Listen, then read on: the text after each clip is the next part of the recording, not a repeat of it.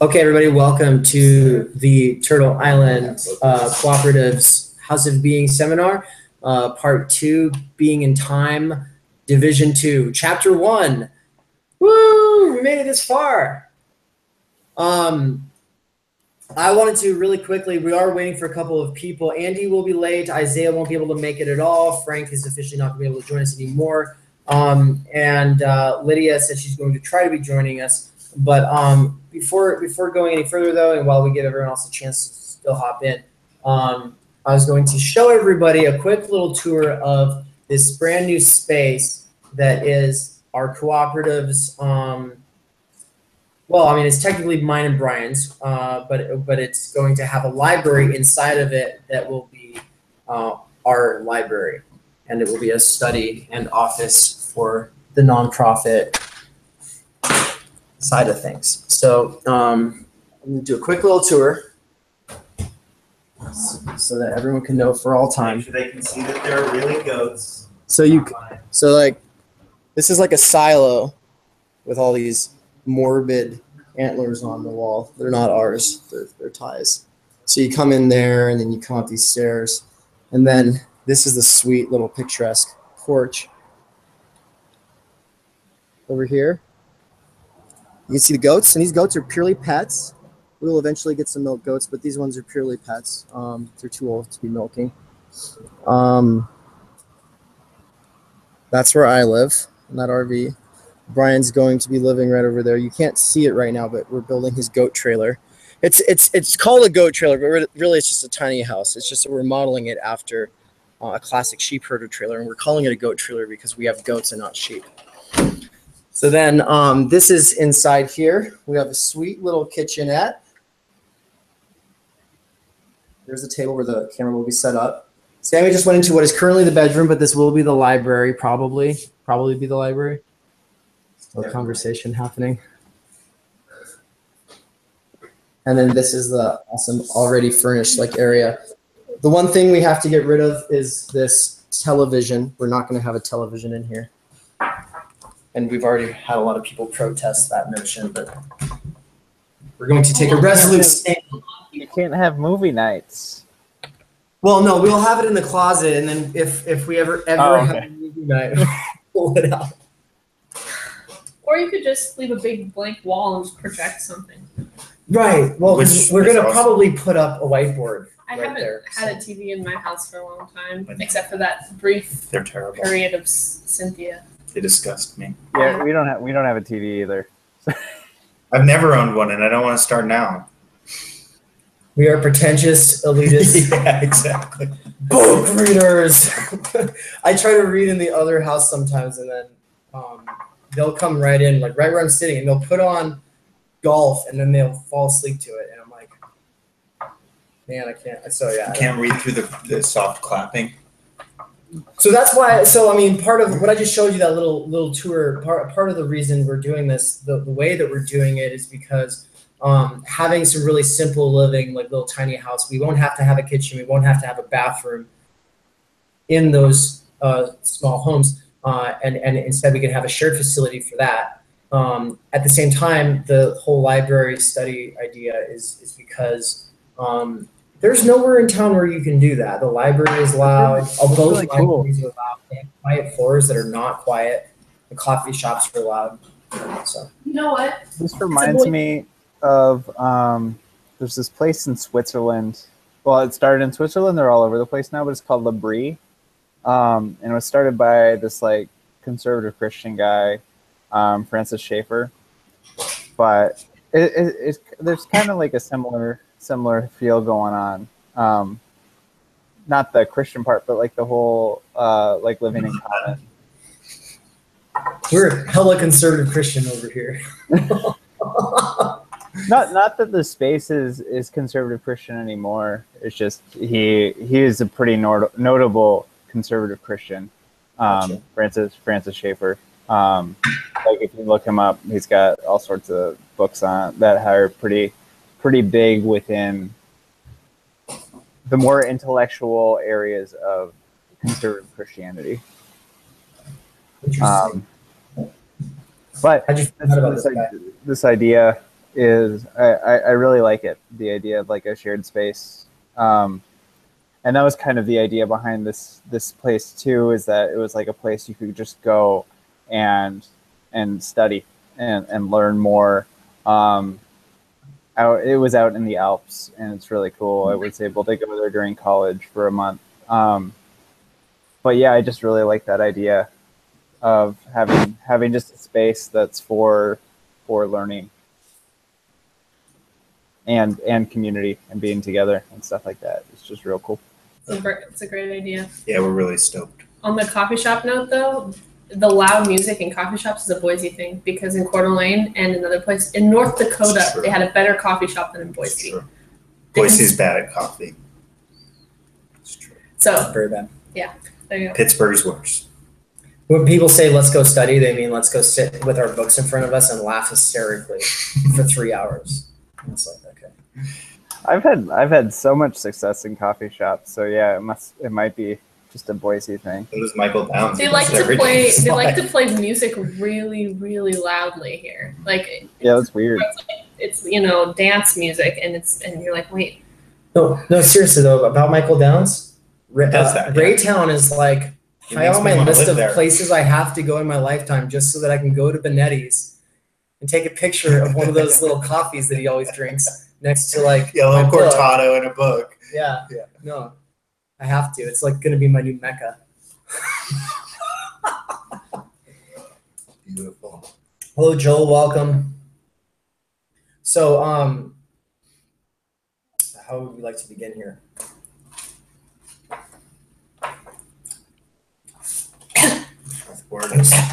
So, with this quote, death is a way to be. Death is a way to be. It's the way to be. So, compared to other chapters, how did you all find this? Brian told me something. I won't repeat. I was going to see if anyone wanted to jump in there. No, yeah, after we finish it. I feel like I say this every week, though. It keeps getting better. I like this chapter a lot because finally we're delving into what it actually means to be authentic. And I've kind of been waiting for this moment. Like, yeah, he's really kind of seems to be avoiding it, talking about the inauthentic. And I was like, I hope it doesn't just mean he's never going to get there. He was just saving it for Division 2 the whole time, apparently. And no, I very much liked it. This one, I think it's a lot denser than some of those other ones as far as trying to understand what authenticity is. But sorting through that for me was a lot more interesting. And by the end of it, I was like, can we read another chapter this week? Oh, I don't have time, but we really should because I want to not stop. I'm glad we decided not to do that. You could have run ahead. No, I don't want to read ahead because then I'll get complacent. My whole thing about reading ahead is that I don't want to realize spill any beans either. Well, and if I read ahead, then I'm going to get confused about where I read what, and I'll end up bringing stuff from the next chapter, and then people are going to be like, what the hell? That's what I ended up doing in Saussure because I'd read the whole thing right before we started. Stylistically, I think that this chapter really brought out the repetitiveness in Heidegger, or at least I realized it more than I have in the other chapters. It's just like, I'm going to do this. We have to do this first, but then we're going to do this. I already talked about this, but here we go again. It's just, yeah. I'm sure it's been happening throughout, and it definitely has been happening throughout, but I realized it more in this one. Hi, Lydia. Yeah, I think maybe because it was brought up last week, I also noticed that, and it almost made me feel like if I read this again, I'd read it way faster because I'd know, like, oh, just skip this whole page because it's all just there's a whole page of setup before he says anything. That's one of the most endearing things I find about the whole thing, is he just kind of keeps doing the same thing, and you kind of go, okay, he's going to like say, well, I'm going to set it up this way, and then I'm going to ask a few questions, and then I'm going to try to answer those, but then those are really just going to lead to other questions, and then I'm really going to get to it. So like 4 pages in, before he's really saying anything, But then when I like that. then he says some things, and then the next chapter he's like, well, but all that stuff we said is still not enough, and it still sucks. Totally, yeah. Each chapter he starts anew. Yeah. Yeah, I hear that. I mean, in the Black Notebooks, which is just like where he formulates his thoughts before he puts it to lecture or print. He right after Being in Time is pretty. He vents about having had to write such a long book, and like vows to never do it again. But he had to write it in order to get his rectorship at Freiburg. So it's like, I wonder about some of this long-windedness and repetitiveness, and if that might be why.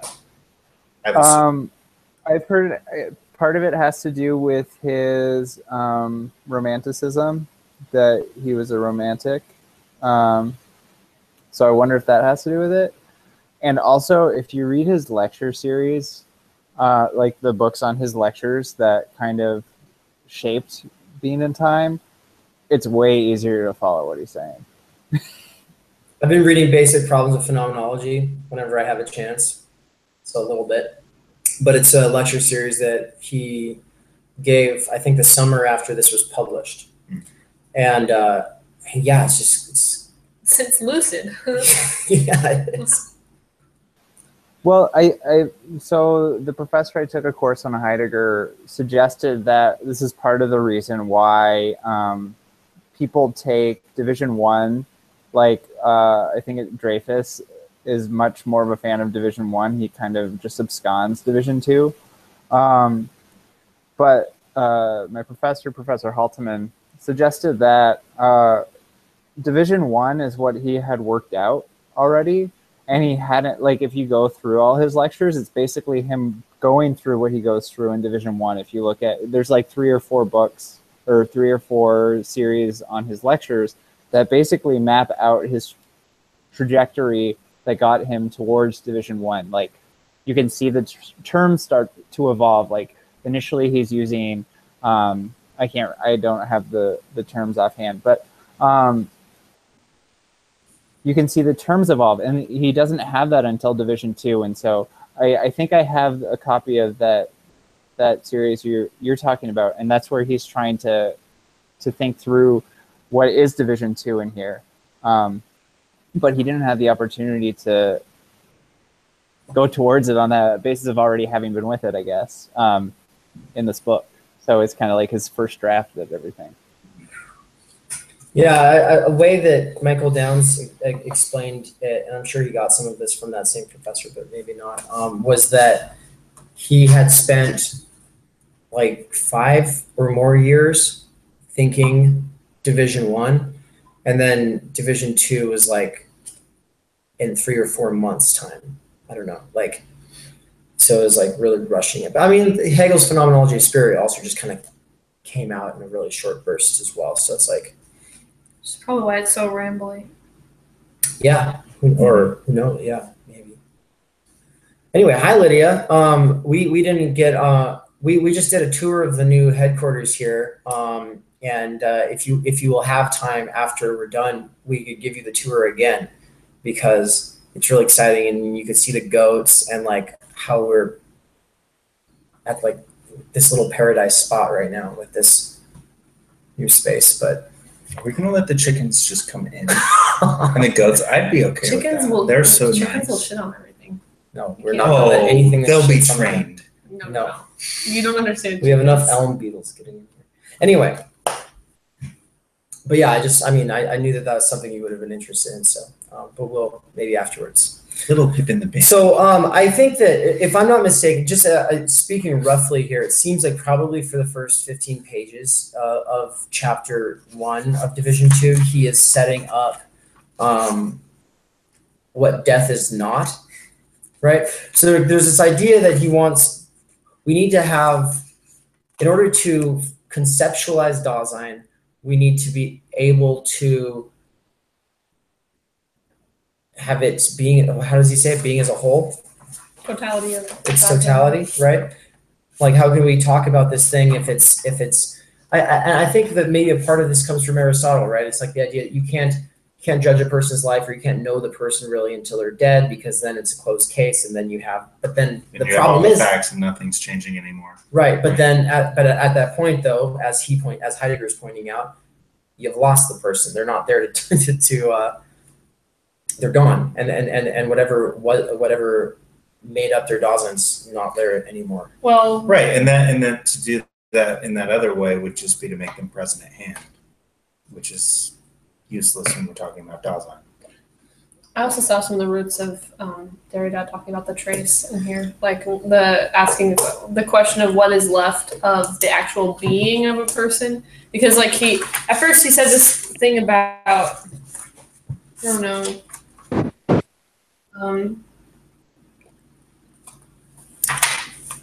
of course he said this thing about death. This whole chapter is about death. But basically it sounded like he was just saying that Dasein is no longer Dasein, it turns into something present at hand, which I'm assuming would be a corpse, right? Right. And I was like, no. And then of course the next paragraph he's like, that's not right. And But no, because we're still with it. right. Yeah. And so the question of what is left, Dasein is no longer experiencing the world, but we still are experiencing other people in the world even after they're gone. So anyways, that was really interesting to me.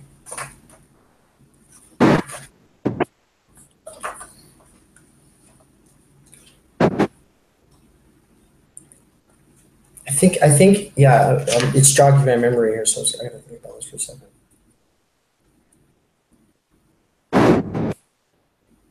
Well, I mean, if I'm not mistaken, the whole thing is like those indications are saying what death is not, is really to get to the idea that death is really the being towards death, right?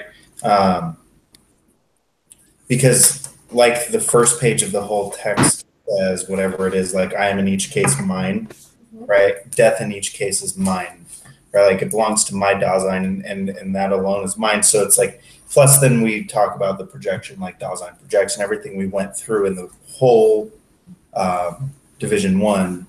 Now all of a sudden comes into this, like, this is how we understand death, is through all of these things we've been discussing in the first place. Death isn't the end itself, it's the projection toward death. Rather than just like looking at someone else's death, because he has that whole part that was it relational? Transferable? Representation. Representation, yeah, there is no representation in death. There's nothing that we can't switch. No, it wasn't representation. Well, that was an introduction. So let's talk about representation. That wasn't the first part. No, I'm talking this chapter. Yeah. Transference. No, sorry. I need to find the quote. Well, there was a section in this chapter where he talks about how you can't be represented in death. Like, Or maybe that is, yeah, I'm just using it wrong. but I didn't read the second half because it's in there. Status, rank, age, career, etc. are ontic ways in which we are rendered representative.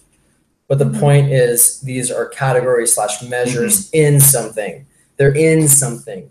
It's the something he wants to get at that's underlying or kind of founding that.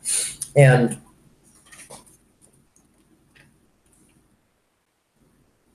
he separates out perishing and being deceased from death. So, and there was this wonderful quote he had about how we can't go with these vague sort of notions that we have of what death is, like, because they're not very well thought out, and it conflates different kinds or different ways of being. So there's that one sense of death where it's like, I'm going to become a corpse, like this other person who became a corpse, and then I will be rotting, and then I will no longer be able to experience things. And like that's a pretty normal way of thinking about it, and that's what he keeps referring to as a present at hand way, because it thinks of the human as this person with like a beating heart and these other properties, and you take them here as they are. You know, this is Brian. This is what Brian's like alive, and then you take him as a corpse, and you're like, but this is not the same anymore. And then you have some idea of like what death is. But he's saying, no, that looking at Brian at this moment, you don't see what Brian's seeing. You don't see Brian's possibilities. The difference between an existential analysis and a Cartesian one is that this one takes into account the horizon of potentiality. I think that's right. Does that sound right? Don't look at me. It sounds right, yes. That's the impression I was getting.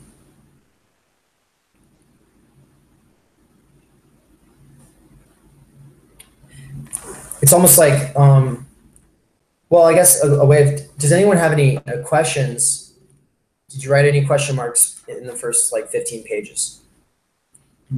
First 5, 10, 15? Because there's a point we could jump to ahead where he kind of starts saying it and he just like says it all. And then from there on, it's like snowballing. But like there's this first part where it's like, he's just trying to break down certain assumptions. Yeah. And establish. We can jump to it.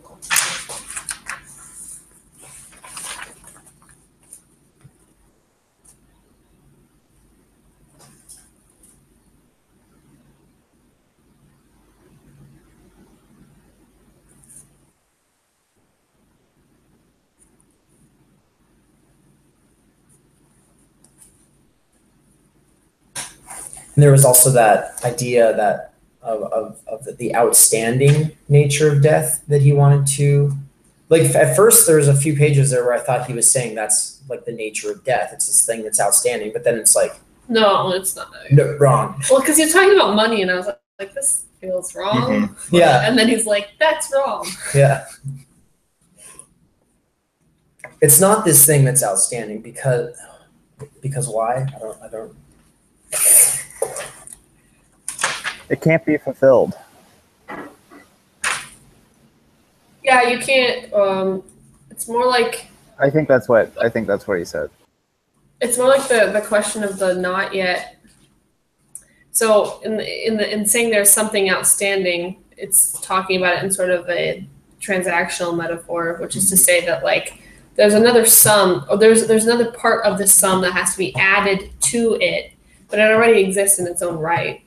And then that will be complete. And number one, Dasein isn't complete until, well, I don't know. I haven't. And at death, also not complete. It can be Right. at death, also not complete. So that's why he's trying to take, because of that, he wants to be able to say, well, we can get this grasp of a complete Dasein that's still alive. Like he thinks that doing that is necessary, and that's why he's got to render these other meanings, these non-existential meanings of death, render them inadequate for this analysis so that he can then set up the one that he would think is adequate. So part of the outstanding nature of the way where we might think of death as something outstanding.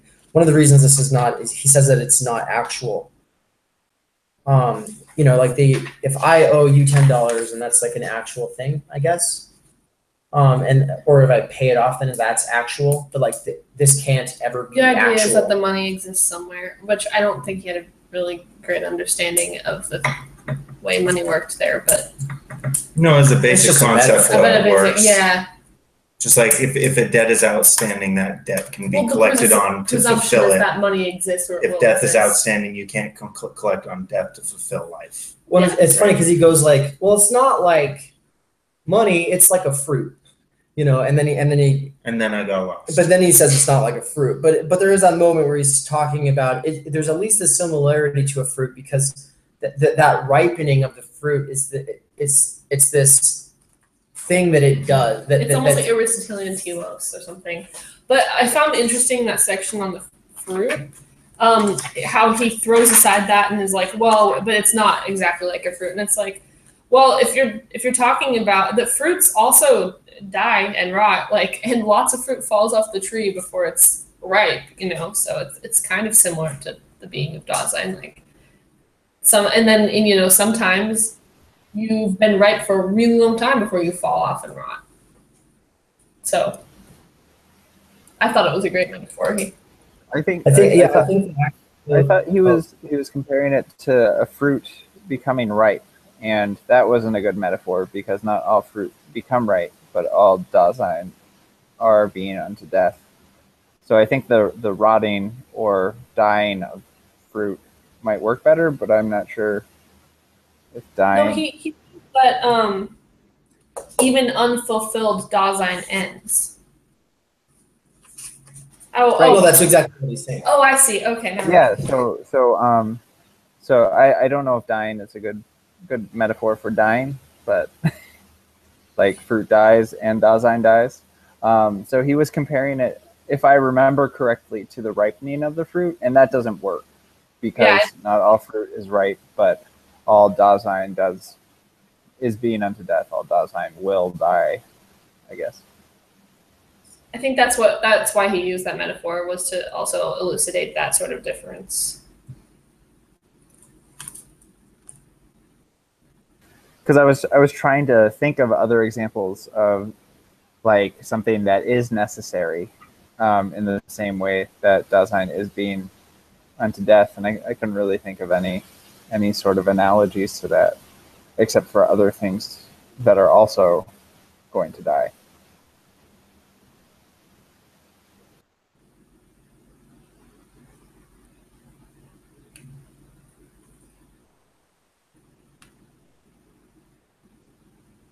And this actually made me start thinking about the transhumanist position again. Like, because essentially what they're trying to do is make it so that Dasein isn't being unto death anymore. They're trying to make it so death isn't determined, so that death is this thing that is merely optional, which is kind of interesting. And that's kind of where I started thinking about the moral aesthetic thing again. But right, because being unto death does seem determined, but what if it's not? Well, and then the fact is, though, that I think Isaiah brought up last week, was that we still will have the possibility of death in our minds. So even if you overcome biological death, you haven't overcome the death of Dasein, because it's still possible, or it's still always a possibility, always a not yet. Maybe. But is that the case? I mean, now it would be all speculation, but imagine you're born 200 generations into everyone living infinitely. You have no concept of that. People would talk about interesting things. If people can commit suicide. Let's just think about how many files get misplaced or go missing on computers. I don't know. This is where I think the Lareulle thing comes in. It's just like, there's so many accidents that could happen. There's so much that could go wrong with the singularity. That I don't know if you could ever have that guarantee. Like, how much, like, so in information studies, there's just talk about like how much stuff just goes missing on the internet. Like, it just disappears and nobody knows what happened.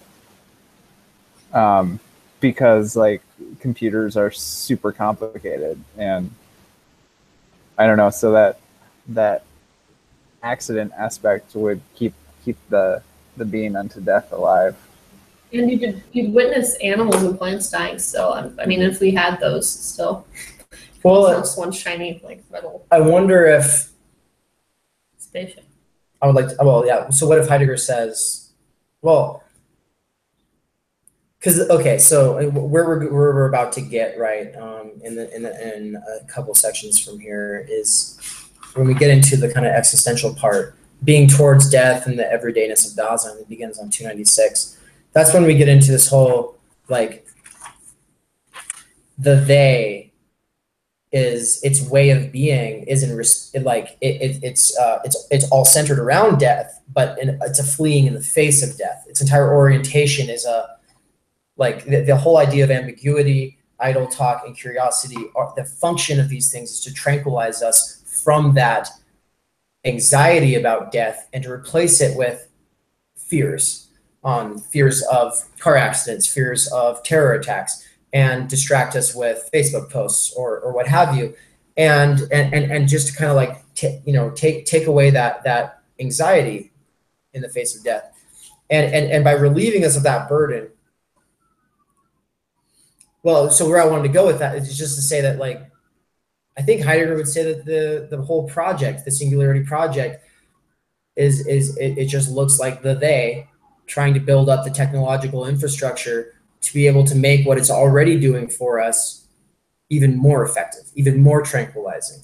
Yeah, honestly, in light of the conversation last week and then the group conversation, that's what I was thinking about as I read through that section. I don't know if it's necessarily the case, but I do feel that too, that definitely seems like in the way that Heidegger's supposing that they and how it functions in regard to death, that would be how he would at least try to work it in.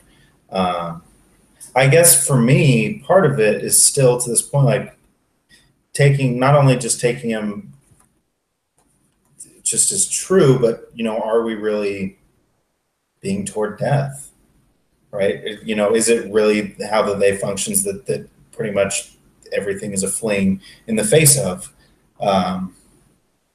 Or was he obsessed with death, right?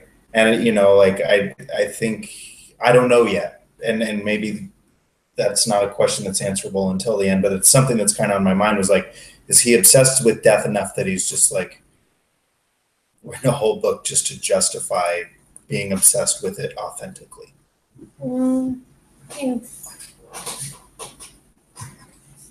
If so, he makes a pretty good case so far. He's making a good case. I'm not going to say no, but as far as understand, I think it will help me to understand it better too. To then be able to say, okay, yeah, he actually has made a good case, right? It's interesting, from critical theory, you get quite the assortment of ideas. It's, a handful of the bigger thinkers, or the founding thinkers in the tradition of critical theory, would reduce to this or that, right? So, I mean, we could reduce everything to class war. We could reduce everything to, sexual repression, or we could, all of our neuroses come from sexual repression. All of our neuroses come from class struggle. All of our neuroses come from fleeing from death, right? And Otto Rank was influenced by existentialism and was a Freudian who basically replaces the sexual repression with death anxiety being the most fundamental thing that's driving all of our neuroses. At least I'm pretty sure that's the case. And that's what Ernest Becker says in the book, The Denial of Death. I haven't read Rank, I've just read Ernest Becker. Oh, yeah, I thought you were talking about Becker, and I was like, Becker. No, he's quoting Rank throughout that whole book. Yeah, I'm not saying I'm not unconvinced, because I'm certainly up to this point fairly convinced he's right, or it feels right. Seems to be the project, but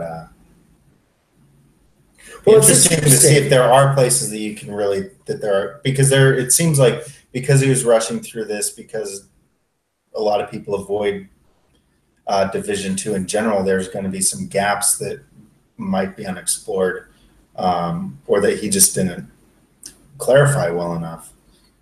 I don't really see a whole lot. I'm not at the place where I'm even properly able to do that. No. I don't know if any of us are. No, it's a good question to be asking, though. It's like, well, at the end of the day, though, you could just question the entire structure. But that was something I was thinking about while I was reading this. There's a couple times where he talks about the structure. About what? And about the structure that he's trying to produce. And it does seem to some degree as if that structure is presupposed. Oh, totally. Yeah. So I wonder, if later Heidegger actually goes with this, because I don't really know that much about late Heidegger, but he's critiquing a presupposed structure with a presupposed structure. So there's got to be something else cropping up that presupposed structure, right? And how far does that go? Is it an infinite regress? And I don't like have a critique from there. I don't understand Heidegger well enough to critique him, but that was something I thought about. I was just like, the structure is already presupposed in Heidegger's work, and I don't know, that could be a problem. No, there's a definite, like, he's leading the witness through the whole book, and that's one of the, I mean, Martha Nussbaum, for instance, says that he's a total maverick and that you should throw him out, you know, and then Dreyfus doesn't think he's a maverick, but thinks Lacan is, you know, like, this is just, there's always this, you know, philosophers kind of choose who they go. This guy's a maverick, Right. you know, but he does kind of have that structure already in place. And I kind of think of it as like, so, I mean, so if we're talking about like the Cartesian structure and then the Latin appropriations of Greek philosophy, especially through the scholastics, like he had a strong understanding of all that, but then he was a disciple of the hermeneuticists and the early existentialists, who none of them had their own like formal structure. And then what he's trying to do is, I think he's really just synthesizing them all together into a formal structure, but then he leads you by the hand in this book through that structure that he's already built, and that by synthesizing all of those people and without really citing most of the time. I mean, he mentions Nietzsche every once in a while, but he's not mentioning, and you know, he mentions Dilthey and a couple others, but he's most of the time he's not saying where he's getting a lot of this. And sure, he did probably develop some of it himself, but there's a lot of synthesizing between Kierkegaard, Nietzsche, Pascal, Schopenhauer, and then like Dilthey and Schumacher and a couple others. Easy name dropper. I don't know anything about those people. I was just saying. But yeah, I don't know if it would. I think that for me, it's best to assume that even, you know, so like let's say he threw together the last half in a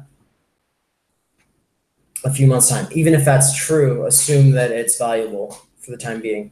And then because I mean he does go with a lot of this, and also I mean, even though most students in the U.S. who read Being and Time only read Division 1, the people we're moving on to next, for instance, Derrida or Sartre, like, I mean, they were highly influenced by the second division as well.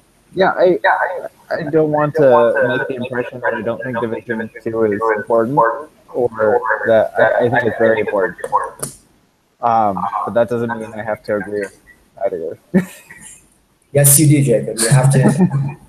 It'll be like the movie God is Dead. Like, listen, if you all just write on a piece of paper, Heidegger's right, we can close the laptop and go on with our lives. Okay? No, that's what we're going to be forced to do with Derrida. Yeah. Like, I think it's really super influential, and I think what he's doing is really important.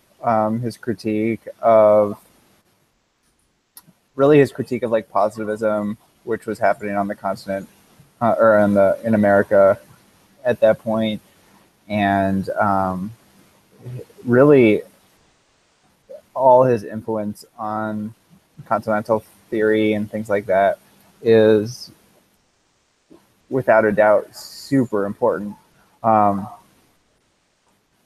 But yeah, there's certain things that just nag me about Heidegger. Foremost is conservatism, which I read so much into his writing, and it seems inherent in his writing. There's just like these appeals to tradition and things like that, which I'm uncomfortable with. But I think it's really important to read him, and I'm enjoying reading parts of him. Some of it's kind of a slog, but yeah, I don't want to give the impression that I don't think it's important to read Division 2. I think it's super influential, and I think the people who reject it are not reading into the historical situation and when it was in which it was written, which I think makes sense from an American perspective, because Americans tend to be analytic and they don't look at the history of philosophy. Totally, exactly. I actually had something, because I really only read that first 15 pages, but then I read the last couple pages just to get a summary. There was a phrase that stood out to me on page 311 in that whole, okay, so there's that italicized part where he's just like summing everything up, right? He even says, we may now summarize our characterization. But this phrase, Okay, so anticipation reveals to Dasein its lostness in the they self and brings it face to face with the possibility of being itself, primarily unsupported by concernful solicitude. What did that mean to those of you that read this chapter? Because that phrase makes me really uncomfortable and kind of weirded out. Like it just, like what could that possibly mean? Aside from a sort of strange individualism. It's absolutely individualism. Yeah. Okay. No, reading the last 3 pages leading up to that it makes that part a little more clear. Well, I think that we should. So I had my finger on this one other italicized quote. If we kind of just move forward from 294, hitting on the italicized parts, we'll see how we build up to that. It's not going to make it very much less problematic because you'll probably have that worry about that individualism. If you have a problem with individualism, you'll have a problem with it. You know, it's like all of this talk about. If you have a problem with individualism, read Slaughter. Read who? Peter Slaughter, because he's kind of a follower of Heidegger, and he's very adamantly anti-individualism in his Globes trilogy, which is ridiculously long, but the books are really pretty. But yeah, so he starts off the first book talking about being with, and it's kind of throughout the whole thing, he like goes through how individualism developed with the death of God in Europe, and really kind of presents that as a tragedy.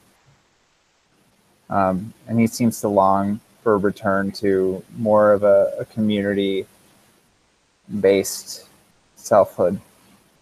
I guess yeah. So you said, though, you guys both said that it is a type of individualism. I'm just saying I have a problem with certain kinds, and so I was just interested in what exactly.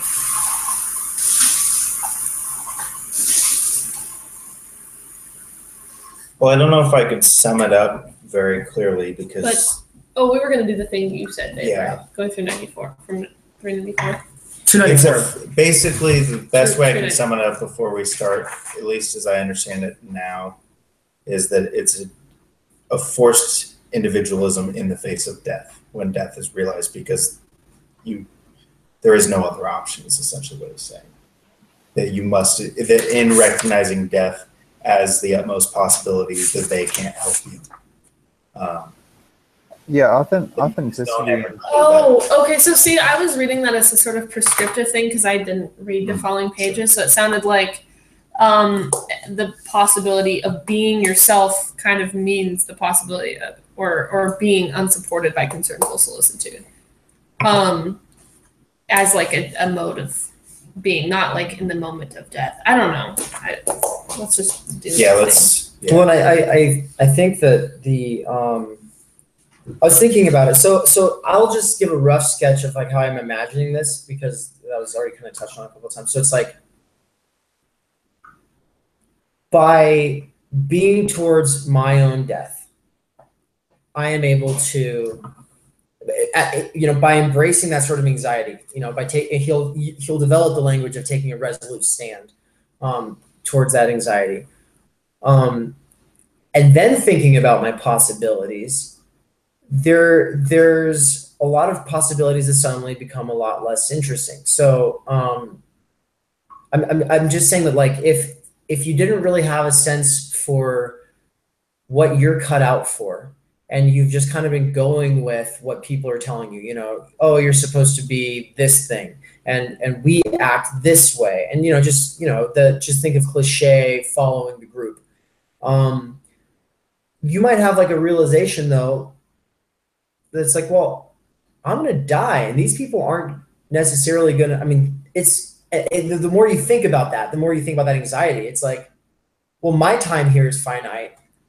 What am I doing here? Is this actually what I'm supposed to be doing?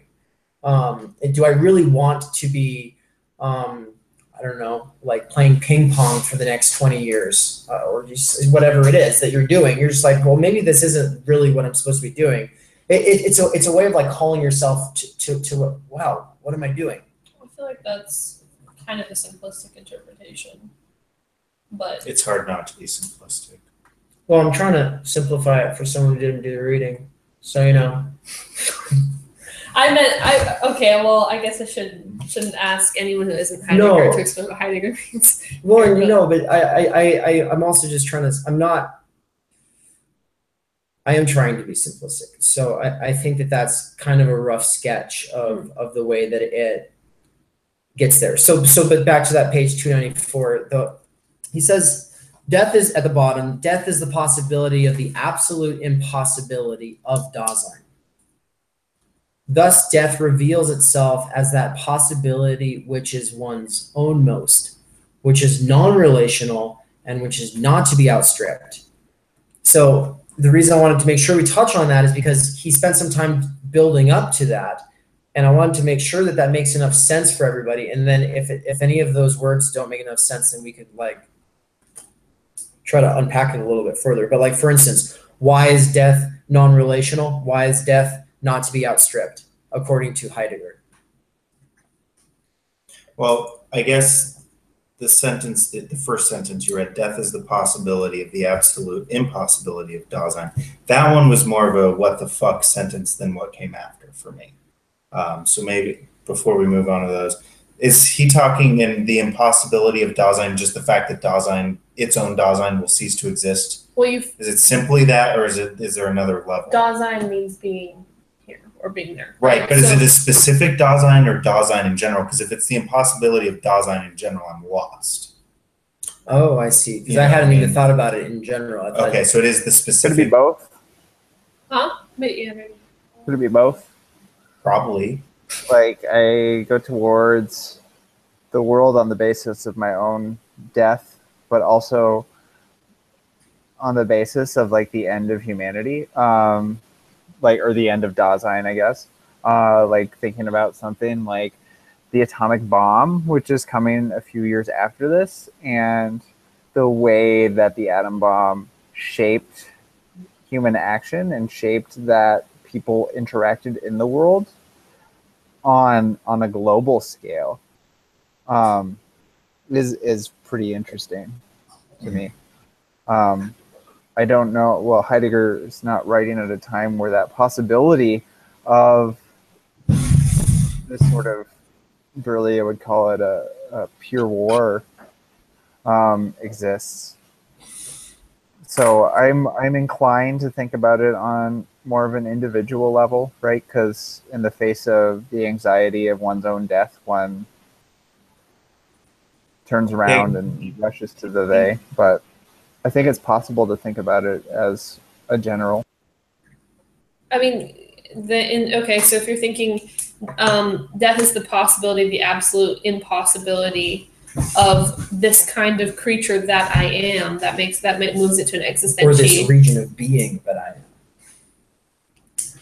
Right, because I'm saying this kind of creature because there's a type of being that is Dasein, right? So if you're thinking of death is the possibility of the absolute impossibility of a creature like me existing, right? Or you can think of me, myself, as existing. Those are two different things, like, because you can either be thinking of it as like, wow, I'm the sort of things, you're putting yourself in a class with other beings that in the end has no more possibilities, and then you can also just think me, like your name, like, you know, death is a possibility of Sammy having more. I'm getting I think very much more so than whether or not it's general or specific to any given Dasein is the word impossibility, because that implies that it never was possible in the first place for Dasein to even exist. And I just like then go in the circle like, nope, it can't be if one, then not the other. No, that totally. Before moving into that territory on impossibility, I just want to say I just realized that the Dasein in this case is definitely talking about any particular Dasein, because on the following sentence, death reveals itself as a possibility which is one's own most, which is non-relational, which is not to be outstripped. Which non-relational, not outstripped, that means that it's always about the given Dasein, right? So but then we'll just use Brian. Brian's death is a possibility of the absolute impossibility of Dasein. Like you can't. What does impossibility mean here? Is the question. Right. That's what you're really asking. what it comes down to. Well, no, it just means you can't. There's no coming back from it. There's no after death. You know, there's no being there for you. It's impossible. Well, it'd be nice to know what it said in German. Totally. Yeah, where's Isaiah when we need him? Actually, he's hiking. That's where he is. Oh, that sounds lovely. He realized what his own possibility was, and he said he needed to enjoy California while he can before going to Pittsburgh. I was like, and before California falls into the ocean. Rough. Exactly. So also, it's just like it's always important to remember here that he's not saying death is this absolute impossibility. It's just like that. It invokes the possibility. It's possible that there's impossibility being like just the end. It's possible that there's no more you ever. Right. That's all he's saying. It's impossible that Dasein could exist, but it's a anymore. possibility. Right, because that's the thing is like any halfway anyone being honest with themselves, it doesn't matter what they believe about death, can still admit that it's possible that they're wrong about what's on the other side of death. So you can believe there's nothing after death, or you can believe that there is something after death. It doesn't matter. We still know that the possibility for total annihilation. I'm there. Right. So you could be an atheist and you could be a Christian. You could be sitting side by side and you could both go, yeah, damn. It's totally possible. I guess maybe what threw me was I forget that people think it's possible in the first place. I was like, why do you even have to clarify that? Right? Because I don't even think of those terms anymore, but people do. So yeah, okay, I'm there. And I was going to bring this up if Ty was here, and I'll just bring it up without him. But he's at UC Berkeley right now. What? He's getting like a week-long crash course on some new construction management techniques using some new software that he wrote a grant so that he could be able to go. And I guess he's eating lots of good food. But the thing I wanted to say about him is that he brought up what Brian said after the last seminar. Y'all missed this. Brian was just like, what did you say? You just don't believe that there's anything after death. And he's the opposite. And that provokes in you a sort of like dread. And Ty was just like, yeah, no. But then later he brought it up. He's like, I've just been thinking about that. I just can't imagine like really thinking or really believing that there's nothing after death. He's like, I basically, to paraphrase, and we'll ask him later maybe, but like it gives him the heebie-jeebies. And he's just like, that's not a way that I want to live my life. I don't want to live my life as though that's the case. I would rather just, there is an afterlife and move on. And I'm like, but I can see then why you did that through you. Mm-hmm. Yeah, I forgot about that. Because if you just believe that it is the absolute impossibility of any more Dasein, then you just it's not the possibility of impossible. It's just like it's done. Yeah, cool. Yeah. It's not a possibility anymore. It's reality. Anyway, okay. So as far as what comes after, the possibility which is one's own most, which is what death is. I was just gonna say, I think I do this a lot of times too, with swearing or jokes about God not existing or stuff like that. I forget a lot of times that people are still Christian, even people I interact with who don't portray Christianity the way my parents, for example, did, or my whatever. And I think part of the reason it's so easy to forget that is because if you're not trying to evangelize a different group of people, you don't have to keep them constantly in mind. When you're Christian, you're constantly aware that there are people who don't believe what you believe because like you're concerned for them. You're trying to like bring them into the fold. I mean, not every Christian. At least your own experience. In my own experience, it was like that. And so then it's like, well, if you really just want to let people believe what they do, then they're not always in your head. So it's kind of why it's easy to forget. Or your evil straw skulls. Talking a lot over here. How about y'all?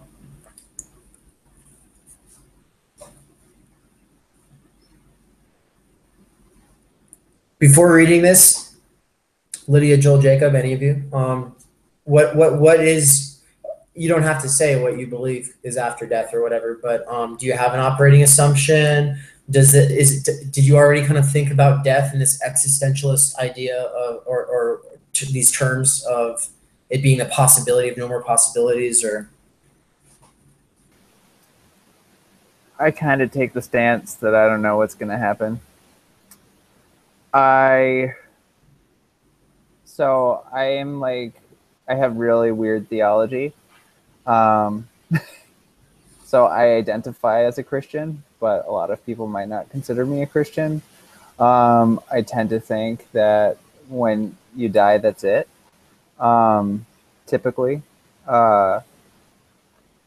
So I could go into my whole theology, but I don't really need to for this conversation. But anyway, yeah, it's kind of like, yeah, when you die, that's it. I think that it's possible that something else happens. I don't know what that is. I highly doubt that it's heaven, because that seems to be a fundamental misinterpretation of what the Bible actually talks about when it talks about heaven, because it seems to refer to something that happens in this life, to me, more so than something that happens after death. So I'm open to the possibility, and to be perfectly candid, it's something I don't really care about. I don't care whether there's an afterlife or not. It doesn't really concern me. And I tend to think it's probable that there's nothing.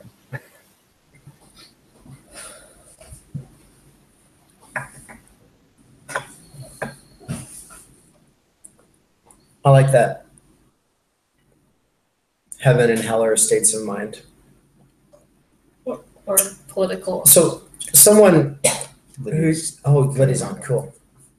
Oh, just based on an interaction I had over the last week or so, I am identifying myself more as a Christian than I ever have, mostly because of culture. So I have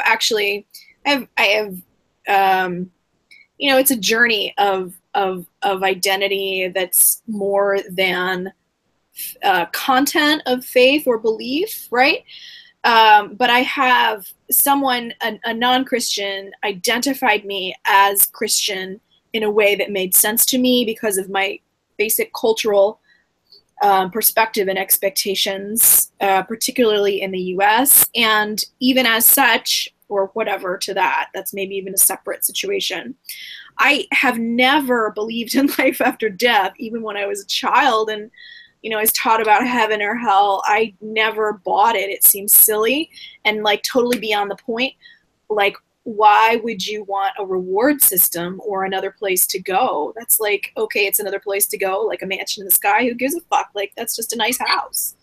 So what interests me about, I've never been interested in an afterlife. It just doesn't make any sense. Like, after what? Like, isn't the point of life?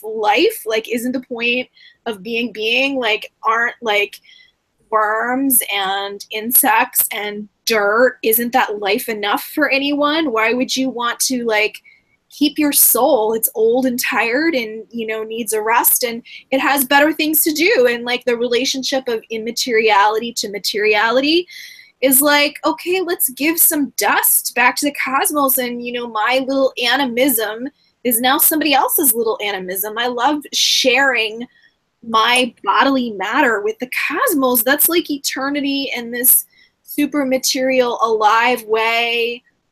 And I don't give a shit about humans in the after.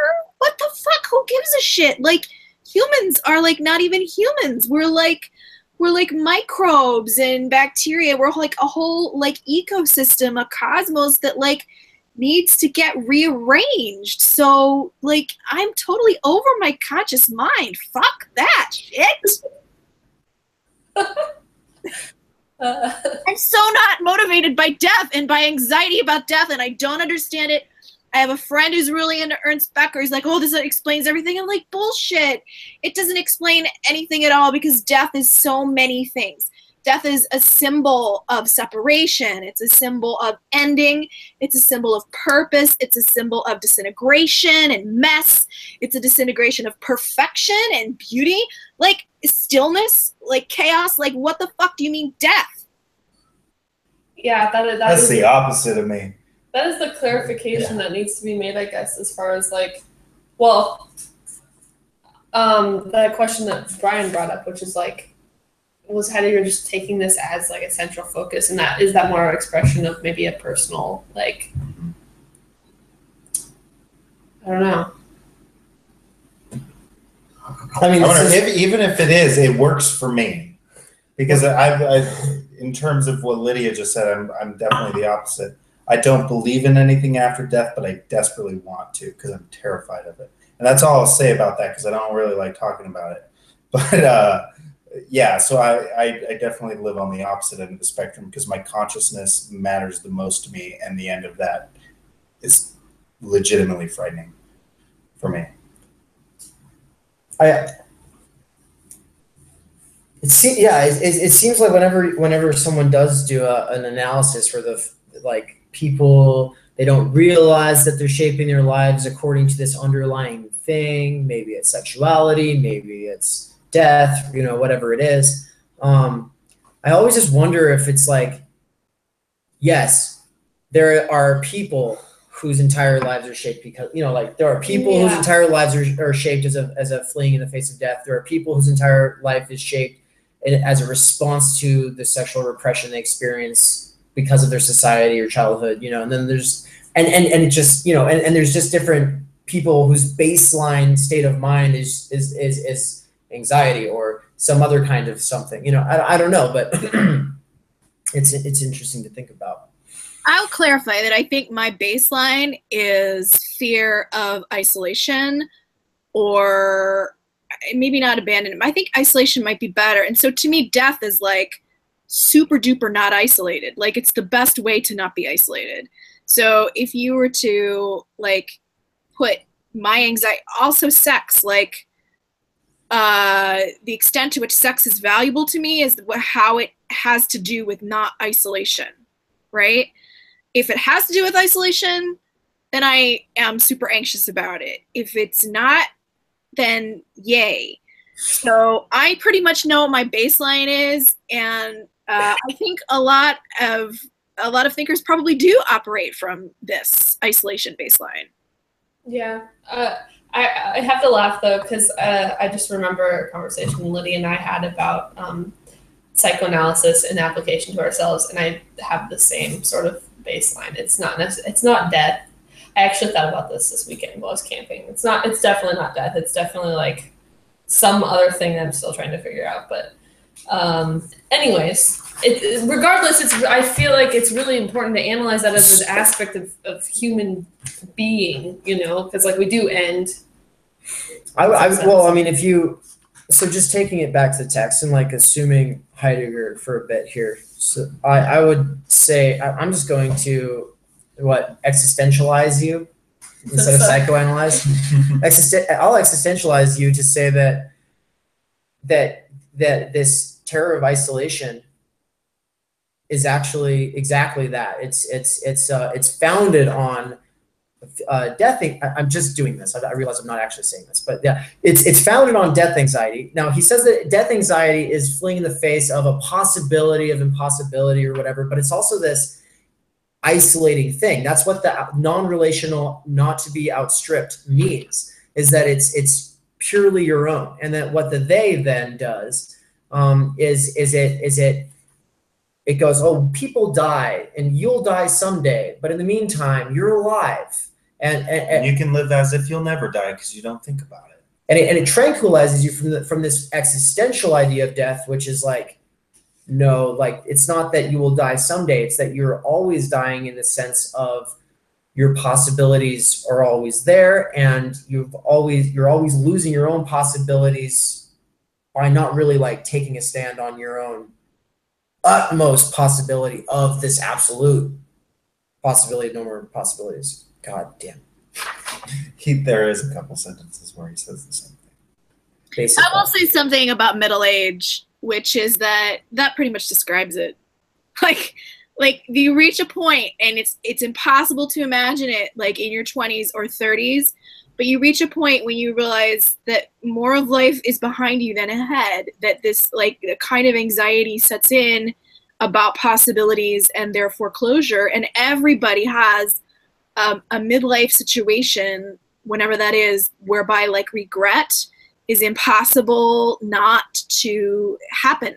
So it's like it's possible to imagine a life without regret until it isn't. And then suddenly there's the thing or the things you didn't do and you can't. Like there's no more possibility for them. I don't know if that's at all what he's saying, but Dave, what you just said just made me like recognize that.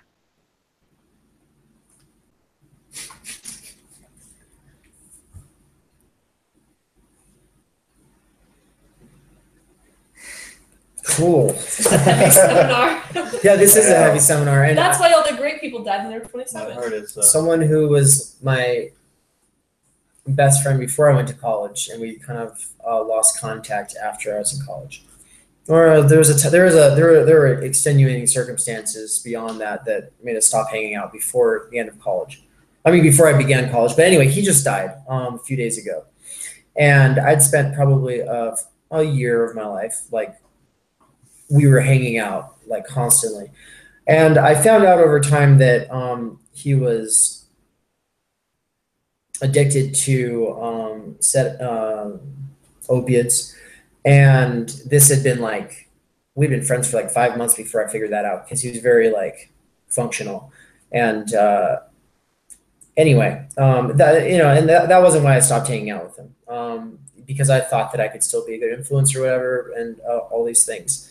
And he was always trying to battle it. And anyway, he died, and now his parents are like on his Facebook wall all the time. And it's just like, whoever's doing the writing, I don't know if it's the mom or the dad, but like the one of the parents is doing the writing, and it's like this hysterical, not like funny, but just like hysteria, like these, using like lengthy posts about how he's flying around with angels right now, and about how he's looking at us all, and like, oh, he loved every one of us so dearly, and just all this shit where I'm just like, he was a fucking atheist. Like, he's not flying around with your angels right now. Like, get off of his wall. Like, you're not honoring his death by saying this. And also, like, they're just like not being real about like, he's an addict. He wasn't loving everyone. No, his life was shit. He was dying for the last 5 years. And that's the part that sucks. And so, I mean, no, he went to he went to rehab like in May, and he just gotten out, and then he just gotten a job. So it's like things were like at this point where it's like there could have been some sort of a turn. And now there's a possibility that he overdosed because he started up again. But they are saying, and I feel like the person who's writing on his wall is unhinged right now. But they're saying that it was a heart attack, which if that's the case, then, okay. It doesn't really matter so much how he died. What matters to me is that someone said, one of our old friends, one of our old mutual friends had posted like PSA, like public service announcement, kill your local heroin dealer. That was like their way of reflecting on this. And then someone had come in there and been like, it's a heart attack. It's not that. And then there was like this conversation like, oh, whoops, like, wow, okay. And then someone was like, yeah, it sucks though that's always going to be what he's remembered as, even if he had gone through rehab, and even if he was recovering, and if he wasn't going to use anymore. There was only like a month of him not using out of the last like 7 years. So it's like, yeah, that sucks. I just thought I'd throw that in there because we were talking about how this got heavy. So it's like, well, and the possibilities. I mean, the onset, like, I don't know how old he was, but looking back and realizing how much of your life had been that, it's kind of like hard to see more possibilities for yourself in the future. I actually recently had a conversation with a friend going through a crisis about that, and he doesn't believe he has any other possibilities, and it's it's really hard to watch. You just, because you don't know what to say. Besides, like, you know, maybe if you stopped hanging out with meth and heroin addicts, it would be better. But I don't know. So it's like a real thing that people face, having thrown away so many possibilities that, I don't know, maybe death seems nearer. Dying unfulfilled, at least.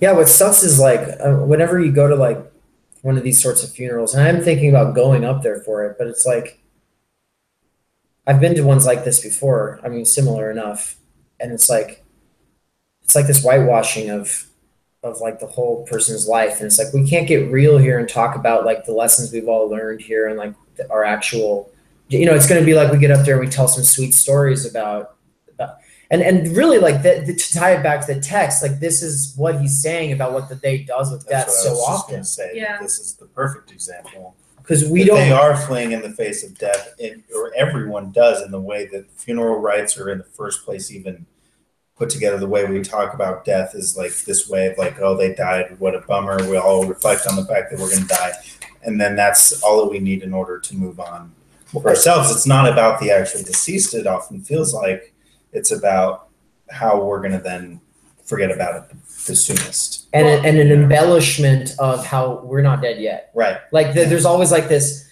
oh, this person died is a way of like, we're not dead. And like, that's why he cites the death of Ivan Ilyich. Where does or it say Ilyich. Ilyich. There was a quote in there that I didn't read his footnote. Ivan. I'm assuming that was it. I love that book. Yeah, I haven't read Oh, it. yeah. I read Anna Karenina. That book is real I heavy heard it's hitter. way better. It's kind of like Anna I Karenina. read it in a church yard Basement. at night, Flashlight. and that was my first like. Like, feel like you're getting away with something. Oh no! I had to meditate on death. I was unbecoming a Catholic, and so I read Ivan Ilyich like one night in not a graveyard, but a church. It's the 12th end note. So if you can find end note Just to make 12. sure, we're talking about the book by Tolstoy and not the Christian theologian. No, it's a book by Tolstoy. Okay, no. Yeah. Division 2, chapter. Yeah, Ilyich. I said Iliad. I said Iliad, but I meant Iliad. You got the Iliad on your mind, I know. Okay, it's 298. So page 297 and 298, this is when he really starts talking about the they and how it works. My professor had told me that this whole part is right out of that book. And so Sammy, you have read it. What's your impression of like how people dealt with death, or how death was dealt with by Tolstoy or by the characters? So the section that stood out to me here, because I just scanned through this part, but he says that neighbors often still keep talking the dying person into the belief that he will escape death and soon return to the tranquilized everydayness of the world of his concern. That is exactly You'll get better. Yeah, You'll get better. Yeah, or just talking around the death and talking to him about everyday matters. And the story is, I think he wasn't a banker. I think he was a banker or some sort of official. And he lived his life in a totally unexamined way, and then he gets this illness, right? And then it's just the stages of, I wouldn't just say grieving, but of existentially like facing the fact that he has like, I mean, the date is ambiguous, but like he has a set time that he's going to die. Like he only has so long to live. It's not exact, but. Oh, it's one of those, like it's clear that there's. Yeah, it's clear that there's a impending death. down. And he just, so someone put the summary. Or just that there's a good summary on Wikipedia, and it's not super long. In case you want to go through and read it later.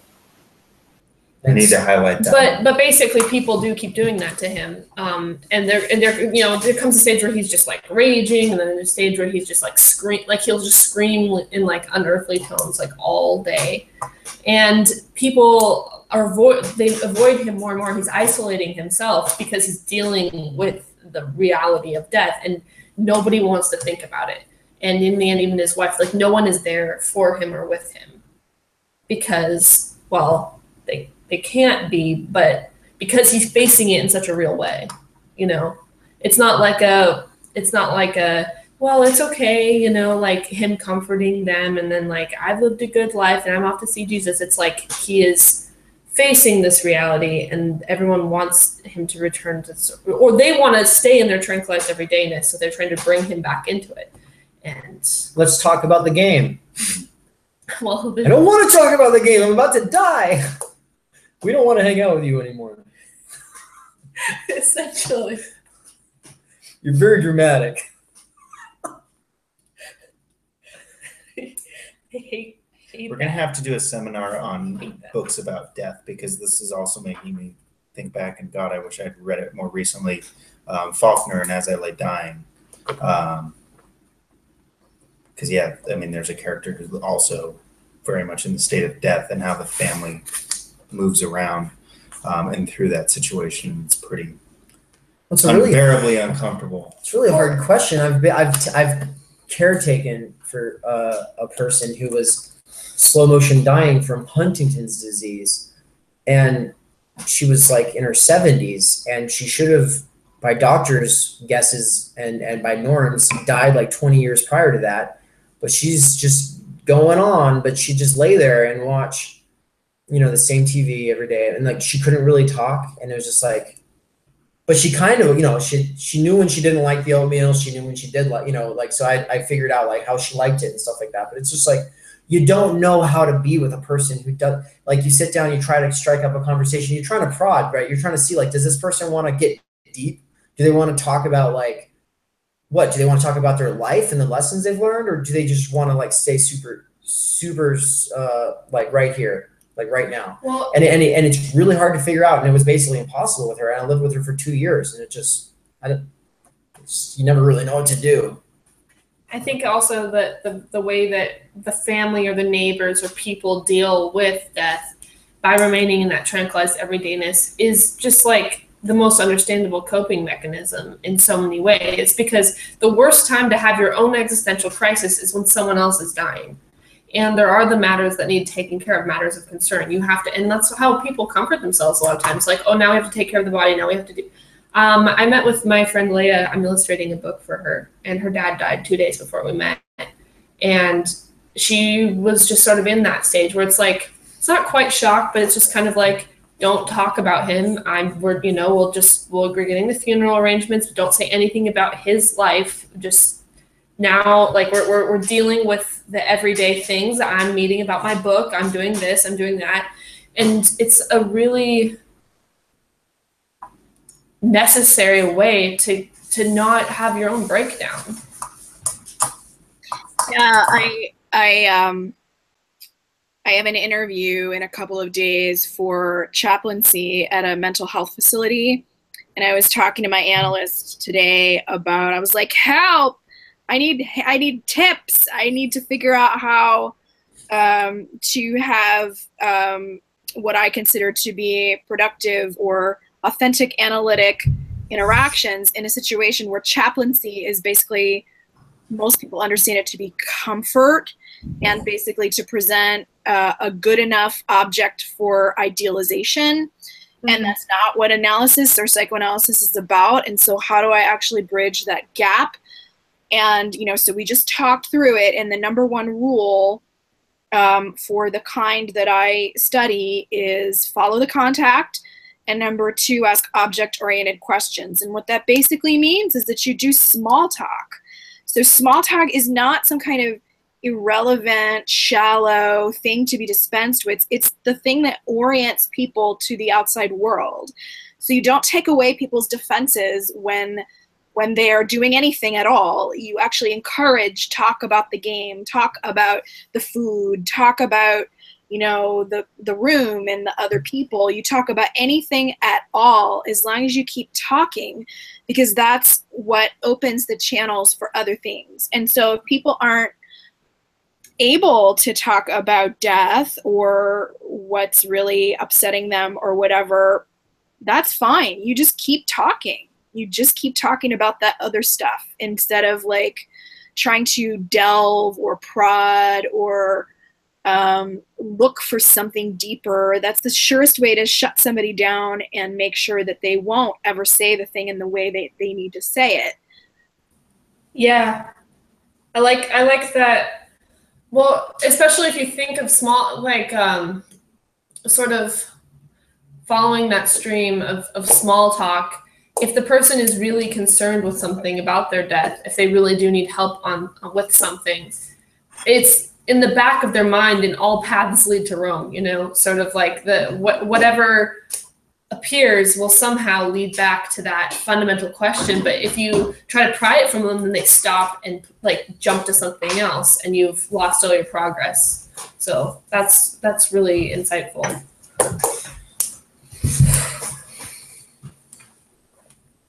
Also, by the time we get to the deathbed, it's too late, right? It's too late to be making, to be actualizing your own most possibilities or whatever. Well, I mean, you could still probably maybe find some way of doing that. But I mean, for the most part, we, if you're debilitated, you're what he uses some expression like you're on the other side of being ripe, right? There's like that reaching your prime, being able to actualize those things. But then he said some people live very far past that point, and in unfulfillment,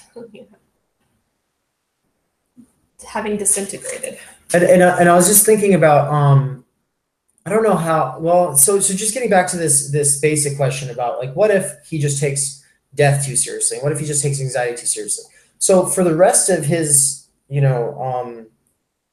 career, he's going to constantly like approach the entire project from a new standpoint with a new set of assumptions in place.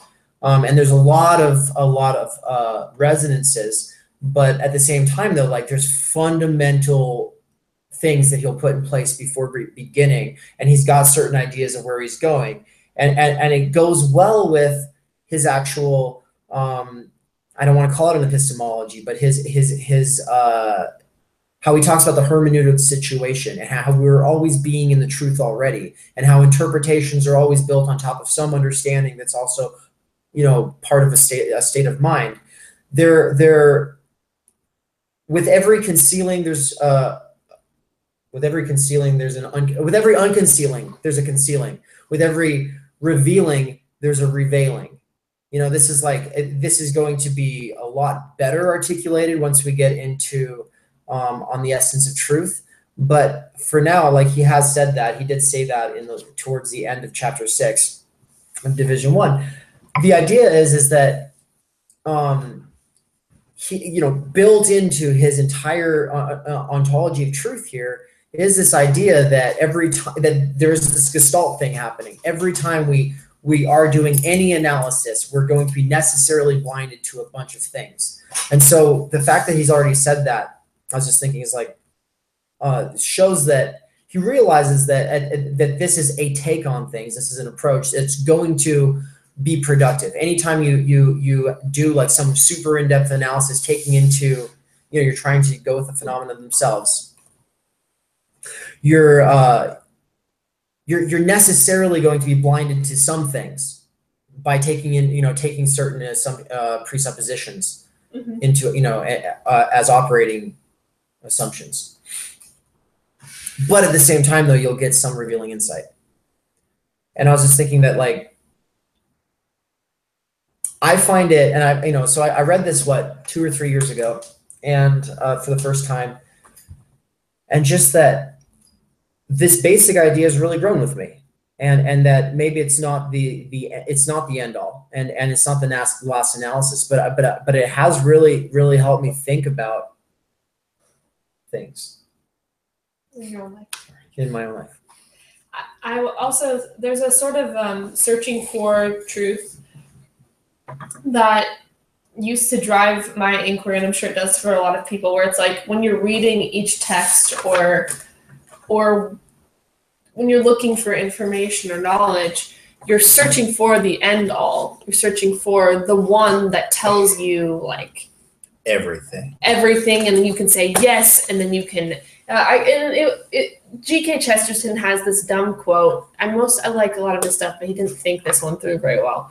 He said, the purpose of having an open mind, like an open mouth, is to eventually close it down on something. And I was like, well, I liked that for a while. So I was always looking for that thing to close my mouth on. And then one day I was like, but you don't just close your mouth on something. You like chew it and swallow and you open your mouth up again. You know, and you get hungry again. And you get hungry again. Like, this is a terrible metaphor. And you probably end up eating an apple and get kicked out of the garden anyway. So go find some other things to bite down on.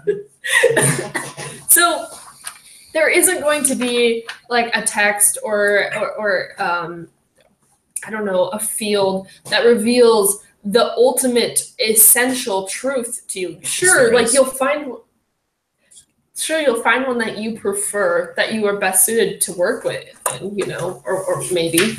But coming at these texts with a sort of different mentality that is like, what can we glean from this, rather than like, is this really how things are, I feel is more helpful.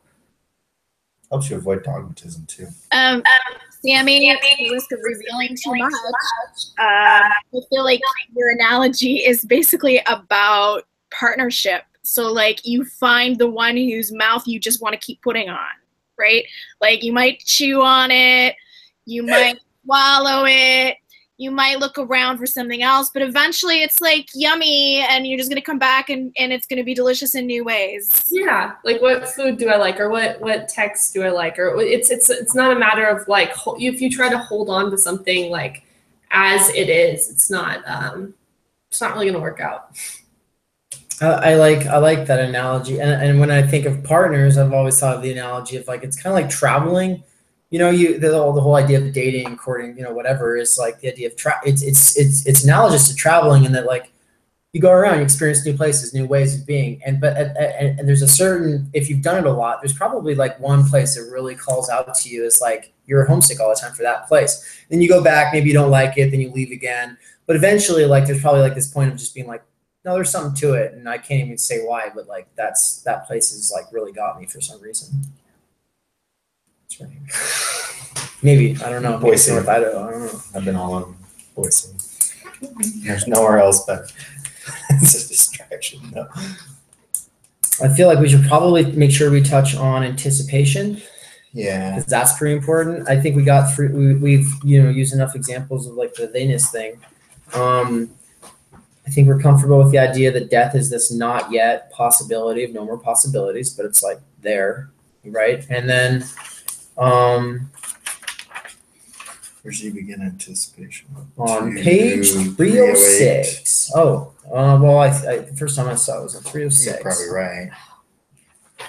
He probably uses it. Oh, there it is here. Our terminology for such being towards this possibility is anticipation of this possibility, right? Which he clarified as not just, how did he clarify it?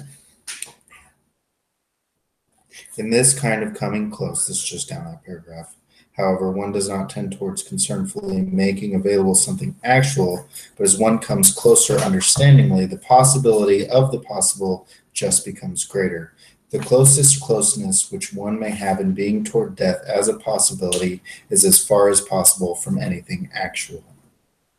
If that helps to understand it at all, it kind of makes it. The closest closeness which one may have in being towards death as a possibility. Sure, so you're really close to that, right? And it's pretty far. Is as far as possible from anything actual. So it's like, actual so it's not like anticipating, okay, you have a birthday and you're anticipating it, and the closer it comes, the more you're anticipating. He's like, no, it's like you can get really close to death, you can be staring death in the face, and you could have 70 years left. Right, or it could be tomorrow. And I think that was a key point that he made that stuck out to me. I don't know exactly where it is, but when he's talking about the way that they talks about death, it's always this thing way out in the future.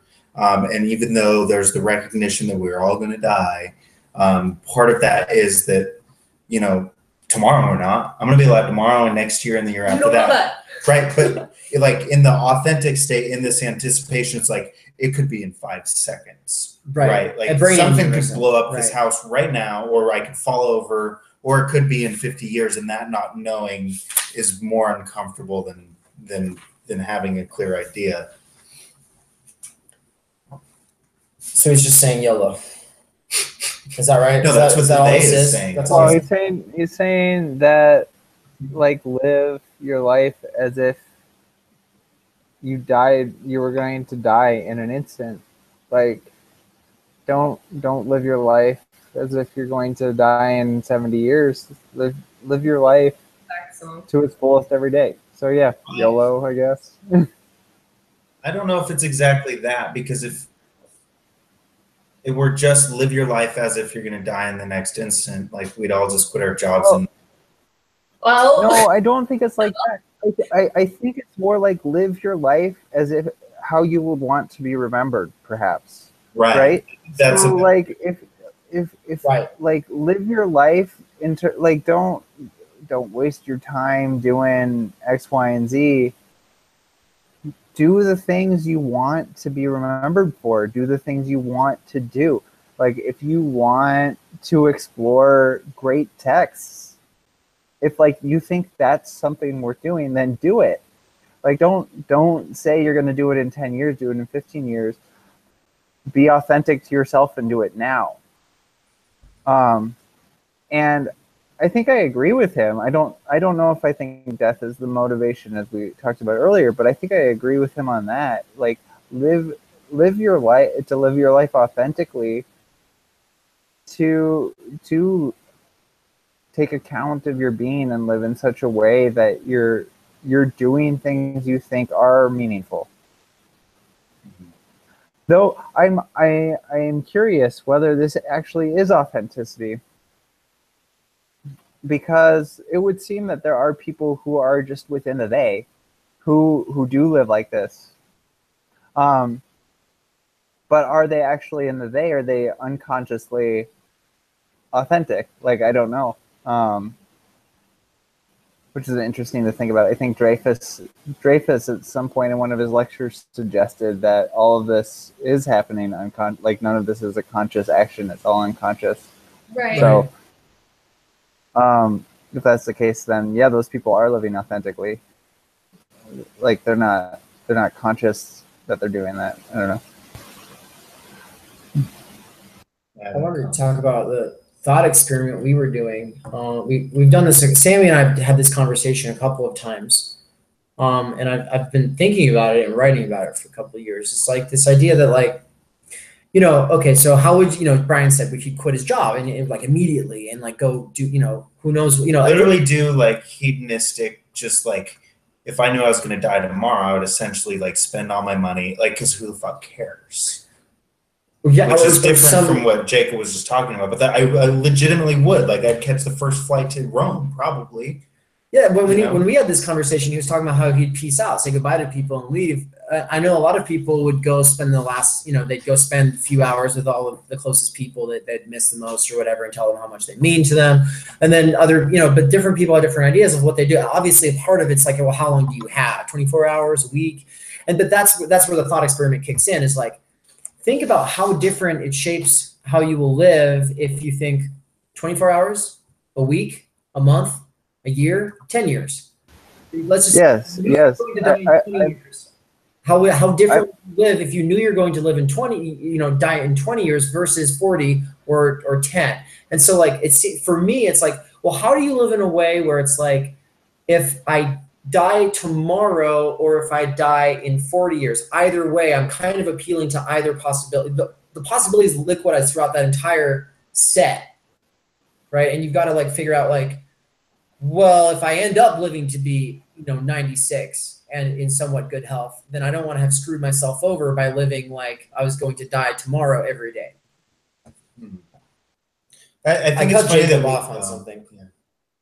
Well, I just want to say, like, if I found out I was going to die next week, I'm not sure how much different I would do things. Right? No.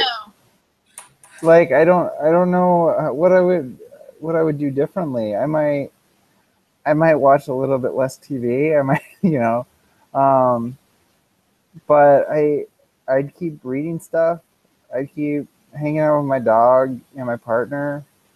Like I don't know how much different I would act if I was going to die in a week. I just want to know if because you're already authentic, though. Well, first of all, yes. Maybe. I don't know. So, like, I don't know that I'm authentic. I just don't have an imagination that responds to anxiety that way, I guess. Yeah, I'd probably procrastinate if I was going to die in a week. Yeah, exactly. Right. Yeah. I don't know. We're like weirdly similar. Jacob, you would tune in though on your last day. Would you tune in for the seminar? Yeah, if you were to die next Thursday at Saturday. 10 p.m. your time. I don't know. I don't know if I'd tune into the seminar. I'd probably just hang out with Margot if I was going to die next Thursday. We got some work to do. We got some work, yeah. Goals. Well, it's just, it's... I wouldn't either. I wouldn't. I would not be on here. Yeah, like it's a good thing to do, but it's not like the most important thing in the world. See, I would be writing because like my whole thing is like if I study profusely, or voraciously for the next 20 years, then I might have something worth saying, by the time I'm 50 or something. But it's like, well, if I'm going to die next week, I'm going to start writing right now. And I'm going to have to, and it wouldn't be like I'm writing some philosophical treatise. That's not what I'm saying. I'm like, I would have, I would write like a letter to different people, different letters for different people. And like, it would be like, well, I'm assuming that my entire life journey has gotten me here so that I can pass something on to someone who I mean something to, so that I can tell them something that's going to be helpful to them in some way. So it might be my little sister, or it might be my mom, it might, whatever, for old friends or whatever. So please don't assume I'm dancing with angels afterwards. If anyone ever gets on my Facebook and says I'm dancing with angels, block me. That's the interesting You're like, thing. I will come back and haunt you from the annihilation of being. I will. Like when in this whole conversation, when we're talking about our own inevitable deaths, it's always framed in the like, I will have any sort of clue what happens after I die in the first place. Like, I want to be able to look back after I die and this or that. And like, the other part is that I won't be looking back in the first place. But like, in order for me to even get a grasp on what the death is, like I have to be able to do that, or like how to live my life. I have to be able to imagine myself looking back on my life. And it's like, okay, so if I know I'm going to die next week, well, one, I never will. But that is different than if I anticipate that I could die next week than if I could die in 50 years. Because if I have to choose between the alternative, like I know that if I die next week, and it just kind of comes randomly, and I'm doing what I truly care about, which is like reading books or doing the things I do, which is like going on walking or hanging out with people I really care about. That as opposed to like being in bed, shoveling my face with cinnamon rolls, which I love to do in a different kind of way. Like the satisfaction at the end of my life, like if I were to be able to look back on that, I would go, God, I wish I had been reading, or I wish I had been like spending more time with people I cared about. So that's that's like being in death or being towards death. That's how you are already, like in the way that you are when you're dead. Like that's and maybe that's the whole point of this chapter is like, if you can project like no more possibilities, but looking back at your life. So this is I got to bring this thing about midlife because I'm so wise now, which is that basically the point, when I said that thing about regrets, mandatory, necessary regret as a structure of your existence, you guys like all took this pause and were like, oh, heavy man. And I was like, oh no, you're totally missing the point. The point is you can't fucking avoid it. It doesn't matter what you do. You read, you eat cinnamon rolls, you hang out with your friends, you're alone, you do family, you do education instead of family, you have the perfect work-life balance, you're always bemoaning the fact that you don't have the perfect work-life balance. Who the fuck, you always have regret. It's impossible to do it all. So there's this sense in which, yeah, you go through this crisis like, yeah, I didn't get that thing, I didn't do that thing, and it's actually too late. There actually is a diminished possibility or an eliminated major possibility. But the thing is, everybody has it because life is finite. And so, like, the beauty of the midlife crisis is that who gives a fuck? Everybody has to regret something. So the thing that you chose to regret, or the thing that your life chose for you to miss, is like the thing that like now makes you who you are. And so you still have choices, but the fact of the incompleteness of it is this kind of poem, right? That you kind of then live into, I guess, and you got to just go with it because it's what's there. And so, in a sense, one more anxiety, one more perfection, one more choice has been eliminated from you, and that is actually a kind of gift.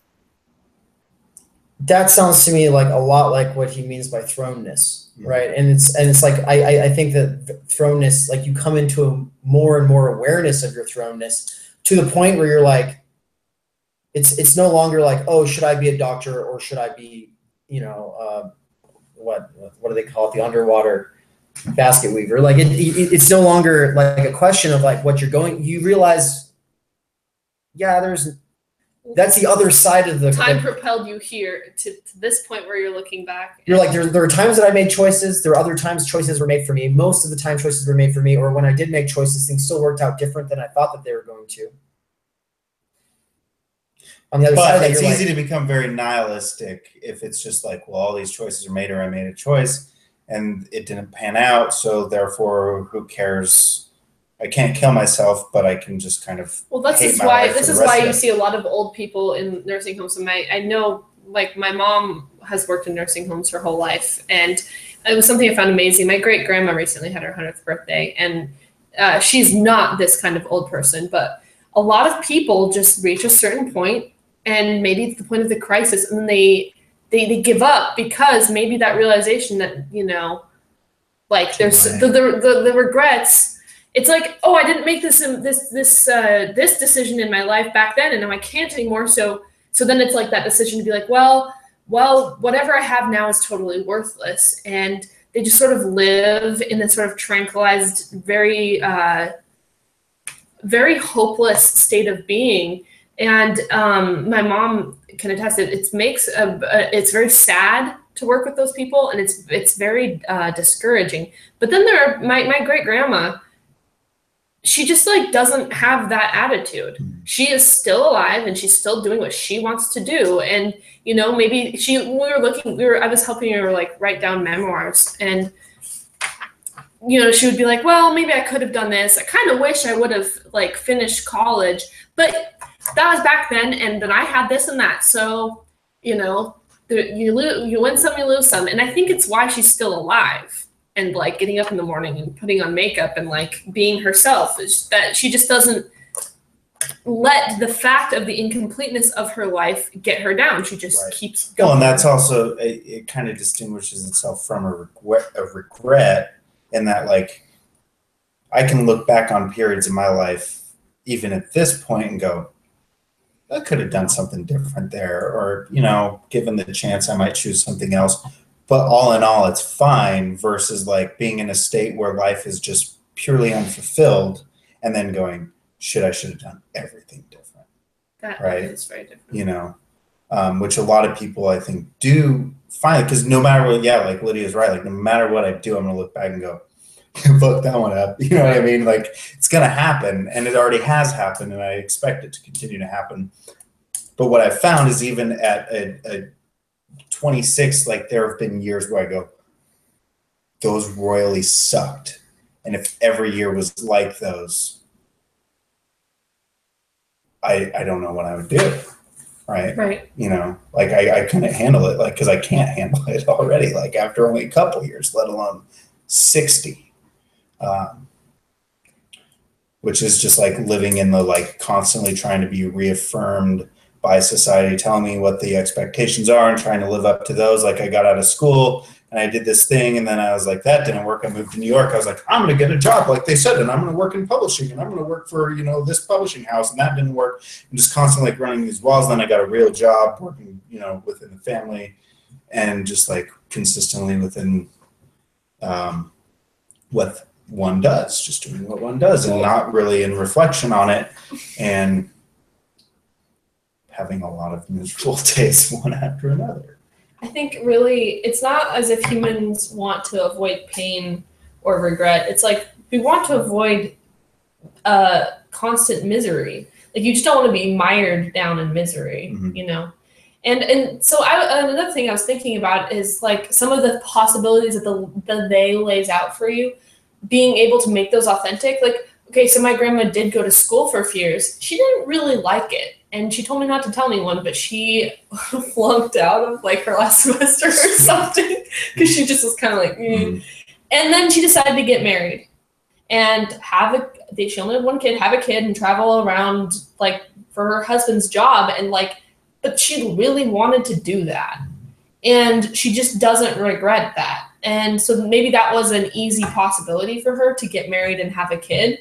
And so it might be looked down upon by some as like inauthentic. Like she should have actualized like the best possibility of her being, which is to be a nurse and then do this and that and have a great career, but she didn't want it.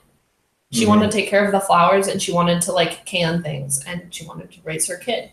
That's what I like about just thinking about authenticity, is it's not just like there is the right thing to do that makes it authentic. It's more about the how that determines the, like Graeber gives a really good example that I thought that in his little section on this, he's talking about someone who's in a marriage, and they've been married for, we just assume, a really long time, and it's a shitty marriage, and both people are really unhappy, but they've been going on for years and years and not really aware of their unhappiness. Then all of a sudden it snaps, and they're like, fuck, I'm totally unhappy. And it's not that the authentic choice would be to just dismantle the marriage and move on.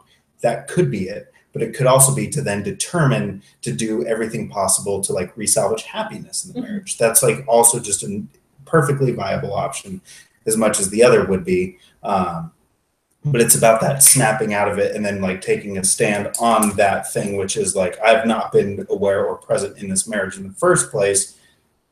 Now to actually time to actually, you know, really put some energy into it, because it's going to require it. And we have this idea that the authentic thing to do, and it's funny because it's become a thing to do now. It's become a thing one does in one's 20s, right?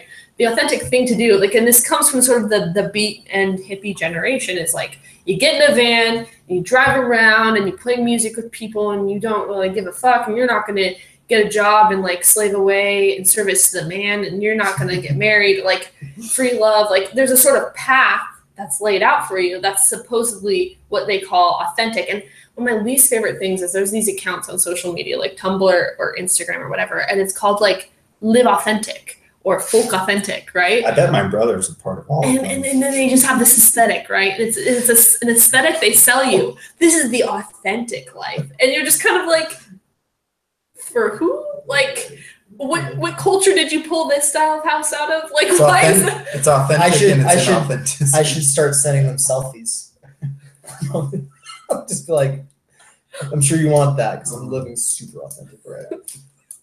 Just eating cereal. But in the marriage, though, I mean, what anticipation, right? It would be that. Do I want to die this way? Right. Like we've been 3 years just living this sort of tranquilized, like we watch Oprah and we always go to the same shitty sports bar, you know. Like, do I want to be found like in my living room with Oprah on with a bag of like Doritos? Not really. You know? Yeah. I mean, maybe that's a good way, a good thing to do to decompress after work for some people. But like, if that's a way of coping with your misery, you know, then maybe you need to take a stand towards your own. And it's not even like happiness; it's like fulfillment or contentment, right? It's not just a state of feeling great about life or feeling joy or something. It's like satisfaction with what you're doing. But I think it also is inherently attached to a certain type of anxiety as well. Yeah. That you have to face consistently. There's actually a little passage, if I can find it, where he talks about being authentic includes the anxiety of, being toward death all the time.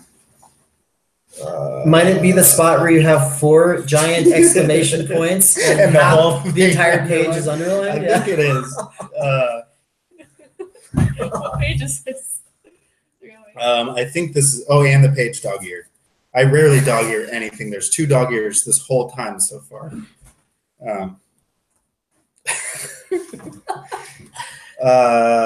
So the last paragraph on 308, I think this is it. Now I forget why I underlined it, so let's go. Anticipation, however, unlike inauthentic being toward death, does not evade the fact that death is not to be outstripped. Instead, anticipation frees itself for accepting this. I underlined way too much. This isn't exactly what I was thinking of. I do love this part, clearly.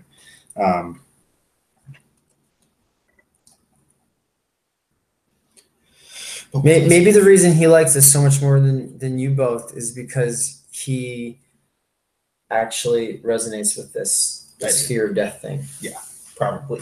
Which is why I think in the beginning, bringing up this, I don't know if it necessarily isn't that Heidegger also didn't just resonate a lot with death, and that wasn't his state, because I know a lot of people in my life that I've met that I've talked to them about stuff it's not that big of a deal to me. And, we could easily just say, well, it's probably, yeah, exactly. It's so easy. It's so easy just to go, well, you're just in the day. You're just ignoring it and you're fleeing in the face of death, right? Super tranquilized. Yeah. But it's not that easy. I don't know that death really is the bottommost layer of, being towards death is that bottommost layer of our being. It's definitely important to me and in a number of people. And I think it's present in everyone to some extent. But it's, I mean, I had a little bit of a snobbish attitude towards my best friend for a bit because, she just settled. She found what she wanted to do, which is be a nurse, and she's found who she wants. The first boyfriend she ever had, she wants to marry, and I understand that, but it just seemed like she sort of settled into this groove, and she wasn't really doing anything exciting with her life, and it just it seemed inauthentic, or it seemed like something sort of she was settling on every front. Yeah. But then when I've talked to her about it, she's just well, if I want to travel, we'll save up money, and because I'll have a good job, and we'll travel, we'll go see these things, and if I want to do this, I'll do that, and I don't have any problem with the way I'm living my life, and I'm okay with it. And doesn't it make you totally envious? Yeah, no, I've always been jealous of her capacity to be satisfied. Right. But it's not that she hasn't faced up to this authentic, to death. We've talked about death, and this is literally the way she wants to live. And she's I know this wouldn't satisfy you, but I'm really quite happy here. Mm-hmm. And I had to just kind of be okay, not everybody is the same aspirations, mm-hmm. Yeah, and I think that's kind of almost where it gets dangerous if you start assuming that this is exactly how it is for all people or all Dasein, because it's too varied in the way that people relate to death to really just for me, I'm that's why I love this chapter, because it resonates a lot. But I can also see how it might just be kind of I can see that for a lot of people, I have my or you're all wrong and you're all just stuck in the day. Well, I have my dogmatic Heidegger hat on for the rest of this book, and I'll take it off later. Sure. And when I read Totality and Infinity, I was wearing the Levinas hat, and I'll tell you, I won't tell you now what he says about how he argues against this. But for now, yeah, y'all are just tranquilized, and that's not necessarily a bad thing, but we all are. Or maybe it's that you've come to a better. You said that there's some weird theology involved for you, Jacob. Maybe you've done enough thinking through on this stuff too. But I wanted to just say though that I've got 2 parts on pages 310 and 311 that confuse the hell out of me. And before raising those, we don't even have to get to these. I just want to open it up. Does anyone have any like lingering questions from the text or just like comments so far? Because I don't want to hog the last half hour here with this part that I found difficult. No, we should attack the difficult parts. Okay. That's why we're together. So we've got page 310, we've got page 311. The hard part with Heidegger is it's like to tell you what confuses me would probably, if I could tell you, it would probably answer. Like, well, I'm just like, what are you, I don't know. So I almost think that like reading that entire paragraph from 309 to 310 might be beneficial. Okay. So it spans those 2 pages. The bottom through the last paragraph, Yeah. starting at 309. Bottom of 309, holding death for true. Death is just one's own. Shows another kind of certainty and is more primordial than any certainty which relates to entities encountered within the world or to formal objects. For it is certain of being in the world. As such, holding death for true does not demand just one definite kind of behavior in Dasein, but demands Dasein itself in the full authenticity of its existence. Stop. Okay. Is that part confusing? I think that makes enough sense. Okay. So just holding this is true. I think that goes back to the What we were marriage just talking example, about, right? actually. Like there's no actual behavior, right? But the Yeah. authenticity and the existence itself. Yeah, it doesn't prescribe what action should follow. It just This is my favorite part.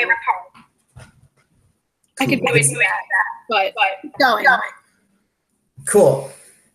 Then maybe you'll understand the next part. So, and maybe just reading it out loud, I don't know, we'll see. But like he says, in anticipation, Dasein can first make certain of its ownmost being in its totality, a totality which is not to be outstripped. That makes sense. Therefore, the evidential character which belongs to the immediate givenness of experiences of the I or of consciousness must necessarily lag behind the certainty which anticipation includes. Okay, so this is like, I take that to be the sort of modernist ontologies, the Cartesian, the Kantian, because he's talking about the I in consciousness there. So like this is like lagging behind the certainty which anticipation includes, which is just, so I'm going to put a question mark there just to say I'm not sure where he's going with that just yet. Then he says, yet this is not because the way in which these are grasped would not be a rigorous one, but because in principle such a way of grasping them cannot hold for true, disclosed, something which at bottom it insists upon having there as true, namely Dasein itself, which I myself am, and which as a potentiality for being, I can be authentically only by anticipation. Yeah, I don't know what he's, so maybe, it's because of the way he does the thing with saying this, and you don't know what he's referring to when he says this.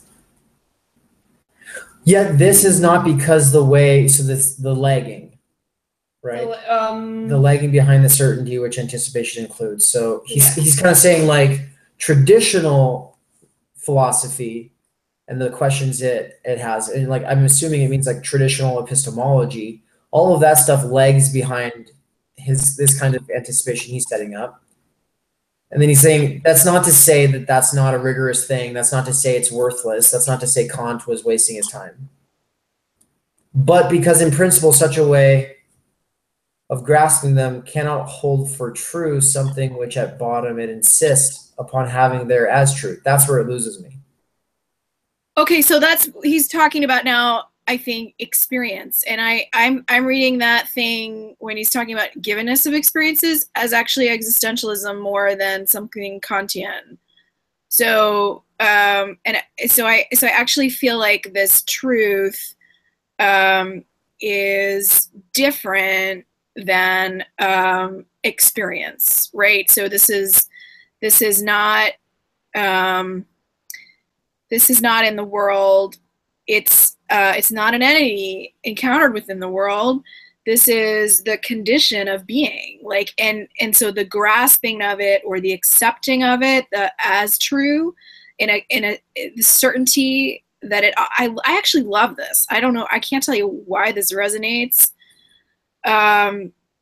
Is this grounding, like lightning rod around which everything else orients?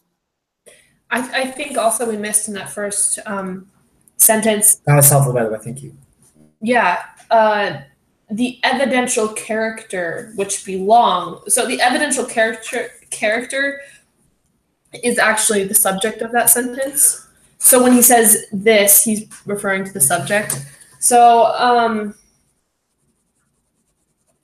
okay, so it's so maybe it's like, because he does talk about how the obviousness of the I in like chapter 2, he had said that the obviousness of the I is counterproductive in a sense because it obscures all this other stuff about what underlies the I. But what's more certain, so it's not like the I is the most certain. What's more certain is this anticipation. So it's not about, yeah, because so evidential character and then certainty. That's where I have underlined. So the evidential character of the I or of experience lags behind that certainty. Certainty of what? Oh, of death, I guess, right? Oh my God! Whoa. Okay. Cool. Bam. Yeah. No. That. Okay. I really like it too now, Lydia. Well, because think about it. It's like if we're speaking of Descartes, you know, being able to found that I exist on the thought that, well, I do think. So it's me who's doubting, right? That's the basis for it's I who doubt, therefore I exist. There we go. I have a foundation to build upon. Heidegger saying, but before all that all lags behind this other thing, the I'm gonna die. I think this is similar to that argument. Well, it's not an argument. It's kind of a philosophical joke where I forget the famous skeptic, ancient skeptic. What's it? Brian. Oh, actually, so. What The one where he gets punched in the face because he's not certain of anything and he gets punched in the face. It's like, well, you're certain of that. Like, it's like pain is real, okay? And one of the cynics. Yeah. So pain is real, and you're more sure of that than you are that your ego exists. And so it's kind of like, it's similar in structure to that. It's like, yeah, death is real, and you're more sure of that than you are that. You know, you can be like, do I really exist? But you know that you'll cease to exist, so you already know you exist. Or not even that you know you'll cease to exist, because once again, maybe remember, you don't know it. Remember, it's the death as he's defining it, right? It's the possibility of not existing. So it's like beyond knowing that I exist because I know that I might doubt whether or not I exist. Even more foundational is the knowledge that there's the possibility of not existing. Okay, yeah. So what founds Descartes' whole thing, what founds the doubt of one's own existence is the fact that one is aware there's a possibility of no existence. Oh, there you go. No, that even made it more clear for me.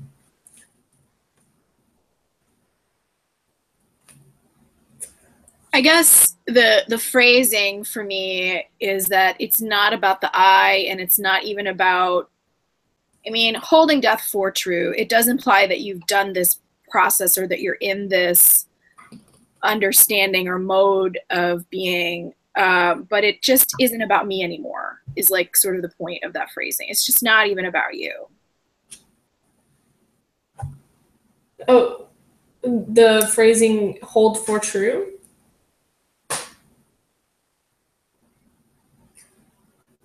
Could you elaborate? I actually didn't fully understand. What do you mean? So because, yeah, I'll just let you go because I can't even restate it or rephrase it. It's I don't. What do you mean it's not for you? No, it's not about me. Right. So if the sentence had started off with something about Dasein, It's like, I have to comport myself to this. I have to change myself to this. I have to like orient myself to it. Just even the way you guys were just talking about it. No, it's like, it is the thing. And like, once it is the thing, like once it is the thing, it is one's own, it is true, it is primordial, and then all the other things, including the subject, like just rotate around it. It's like there's a kind of, what I feel is this kind of relief, honestly. Like I when people say ashes to ashes and dust to dust, I just always sigh this sense of relief. Like, oh my God, that's it. Like, it's just, it's there. There's a there-ness about it that is concrete in its like disintegration, and primordial yay. So yeah, maybe with that sentence, the grasping them cannot hold for true something which at bottom insists upon having there as true. It's like, you don't really have a choice to hold this for true. You are being in the truth of it. Yeah, so that's because he defined truth for Dasein as, well, he says that Dasein is the clearing, right? Dasein, he says that in chapter 5, I think. Dasein is the clearing. And then in the next chapter, talk about disclosiveness and that primordial to truth as representation is truth as disclosure, as the possibility of being able to encounter, behold, experience, validate. It's there. Before all of that is our being in the truth. Mm-hmm. And and then he says a classic Heidegger move, and the fact that you can be deceived proves the fact that you're normally in the truth. You know? Okay, that actually was really helpful clarifying that section. Yeah, thank you. I could have never gotten that on my own. I just had this big question mark beside it. I had to. And if we can do the same thing with page 311, I will just read the last sentence, and then we can work up backwards from there and try to figure out what he's doing paragraph by paragraph and sentence by sentence. Because honestly, I read this page like 4 times, and maybe I was just burnt out at this point. But I'm just what the heck? So he says okay, I'll just read the last paragraph. The question of Dasein's authentic being a whole and its existential constitution still hangs in midair. It can be put on a phenomenal basis, which will stand the test only if it can cling to a possible authenticity of its being, which is attested by Dasein itself. So first of all, I'm confused about that. If we succeed in uncovering that attestation phenomenologically, together with what it attests, then the problem will arise anew as to whether the anticipation of death, which we have hitherto projected only in its ontological possibility, has an essential connection with that authentic potentiality for being, which has been attested. I have a really big question mark too. I assume that I would figure out at least a little bit what that means in the next chapter, and then it didn't matter to understand it just yet. Because I read it and I was like, fair. Not quite sure. The whole the 2 paragraphs leading up to this, the big one and the little one, it's just like, we just did all this building up, and now he's like, but now we don't even have any. He's like, we don't even have. Yeah, what does that tested mean? What's the German? Mm-hmm. And why? So the bolding, it's like, okay, there's a lot of bolding on this page, and he doesn't do that throughout the rest of the book. Like, I mean, well, like one other place maybe. So it's like, this is supposed to be like really important. I was just like, freedom toward death. Freedom towards death. I thought there was a footnote in which it also showed the building. Is that a different? Oh, maybe it's an endnote. I know that in one of these translations, there's the translator. I swear I saw it. In one of the editions of the book you have, I think it's Ty's edition. There's a translator's preface with they explain why they bolded stuff. I think it was Heidegger's emphasis though. Where I saw. It was a footnote. I guess it wouldn't help us understand it at all, but now I'm locked on it. Stay tuned next week. So so I guess that's it, right? In the next reading, we will find out what's being attested. The next chapter. Yeah, he hasn't even defined a test yet. Dasein's attestation. Well, I think that we really are supposed to just take it as whatever a test meaning. means. Yeah, well, nothing. Well, I googled it and Siri. Wait, how do you say it? A test. A test? Hi Siri. Oh, hey Siri. Oh, hey Siri. Oh. Define attestation. Define attestation. Attest means provide or serve as clear evidence of. Wait, I can't Sure. understand robot. It's just providing clear or evidence. serve as clear evidence of. Declare that something exists or is the case. Be a witness to, certify formally. So I think we should take it as witnessing or declaring. Well, he says in the above paragraph right there, he says gives testimony. So before answering these questions, we must investigate whether to any extent and in any way Dasein gives testimony, which would be like witnesses Test, to a test. give testimony. Yeah. From its own most potentiality for being. So and it seemed like he said the word concrete somewhere here too, where it's like, it seems like he's saying we just need an example of what this looks like. Or witnessed. Yeah, I guess. Like what we've developed so far, we actually have to come up with some example of what it looks like. Okay, so we have hitherto projected only an ontological possibility. That's like it could be in this world, right? Does it have an essential connection with that authentic potentiality for being, which has been lived out, let's say, attested, given witness to? That makes some sense. Maybe it's not what he's saying, but I think we should go with it for now. Mm-hmm. Yeah, I'm not sure what's happening there either. Demand? Yeah, it's right here. If we succeed in uncovering the attestation phenomenologically, so if we can succeed in showing that Dasein gives witness to what he's trying to say, if we can see the phenomena, if he can show us the phenomena that Dasein will attest to what he's trying to show us, then we have a new problem. Together with what it attests, then the problem will arise anew as to whether the anticipation of death, which we've hitherto projected only, has essential connection with the authentic potential, which is being attested. So we have an example. If we have an example of someone attesting, maybe, I don't know. Let's just go with it. Okay. If we have an example of Dasein, or attesting, giving testimony to its own authentic potentiality for being. So let's just say we have an example of someone who does that. Then, and he demonstrates that, right? Then we have this question of okay, well, we just uncovered this ontological anticipation of death thing and only projected it in its ontological possibility. Doesn't even have a connection with this authenticity of this person that they're bearing witness to, because we just did this whole sort of ontological experiment. What about IRL? What about if this, so there's a person who has borne testimony to their own authentic potentiality for being. For them, did it have a connection with anticipation of death? This is basically the question we've been asking this whole summer. Oh, that kind of makes sense. Yeah. I mean, that right.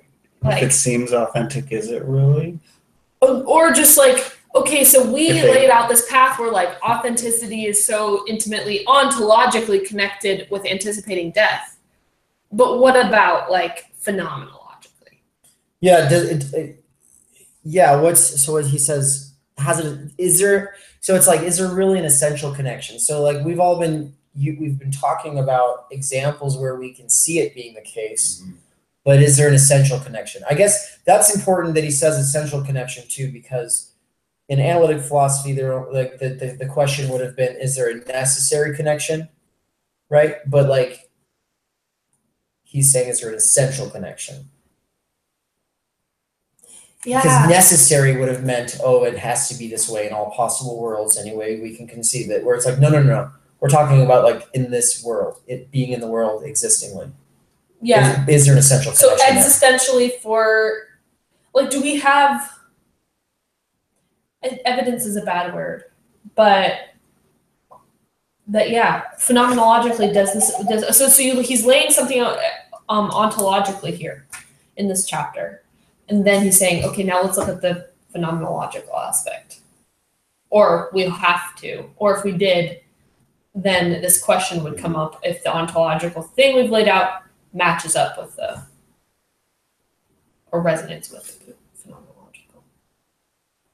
And that's probably what the next chapter is all about. Oh, Dasein's attestation of an authentic potentiality for being and resoluteness.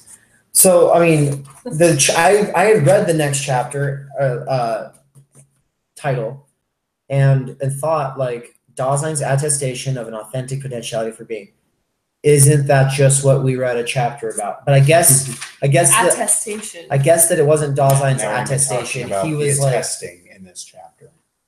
How the Dasein specifically attests So we just laid to out its that authenticity. there's That there's the possibility yeah. for authenticity. And now we're going to actually, hopefully, Oh, see we'll see how if he's actually successful. So Braver says he's not really, but maybe he's not successful, but like, so remember in some of these past chapters. I don't believe, but I don't.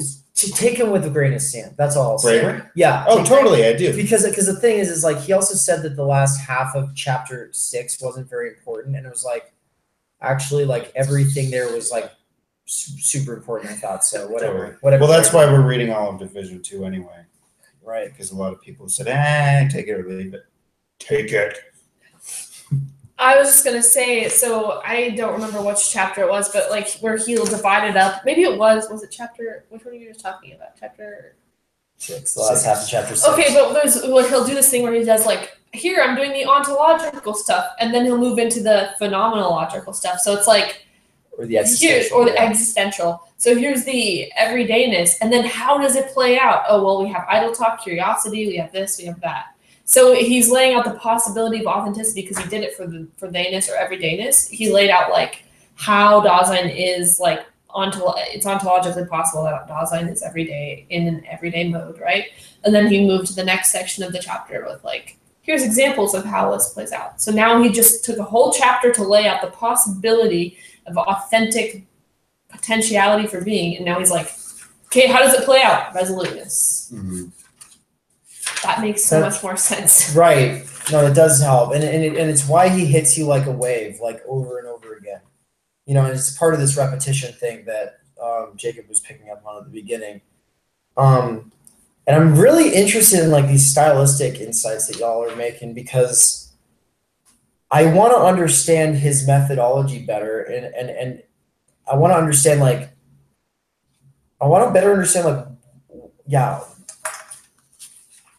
what his playbook is, I guess, mm-hmm. you know, and like what Sammy just articulated was actually like, I was getting that impression. I've been getting that impression, but like, I would probably have to read through this like another time before I could really be like, oh, this is how he does this thing. Or you have to like read through it with the purpose of just figuring out the how of it. Right. Yeah. I'm sure we'll all start noticing it more too now going into the next one. Yeah, it even says it there, possibly. Maybe the attestation is the voice of conscience, because I see that italicized on the second page for second chapter.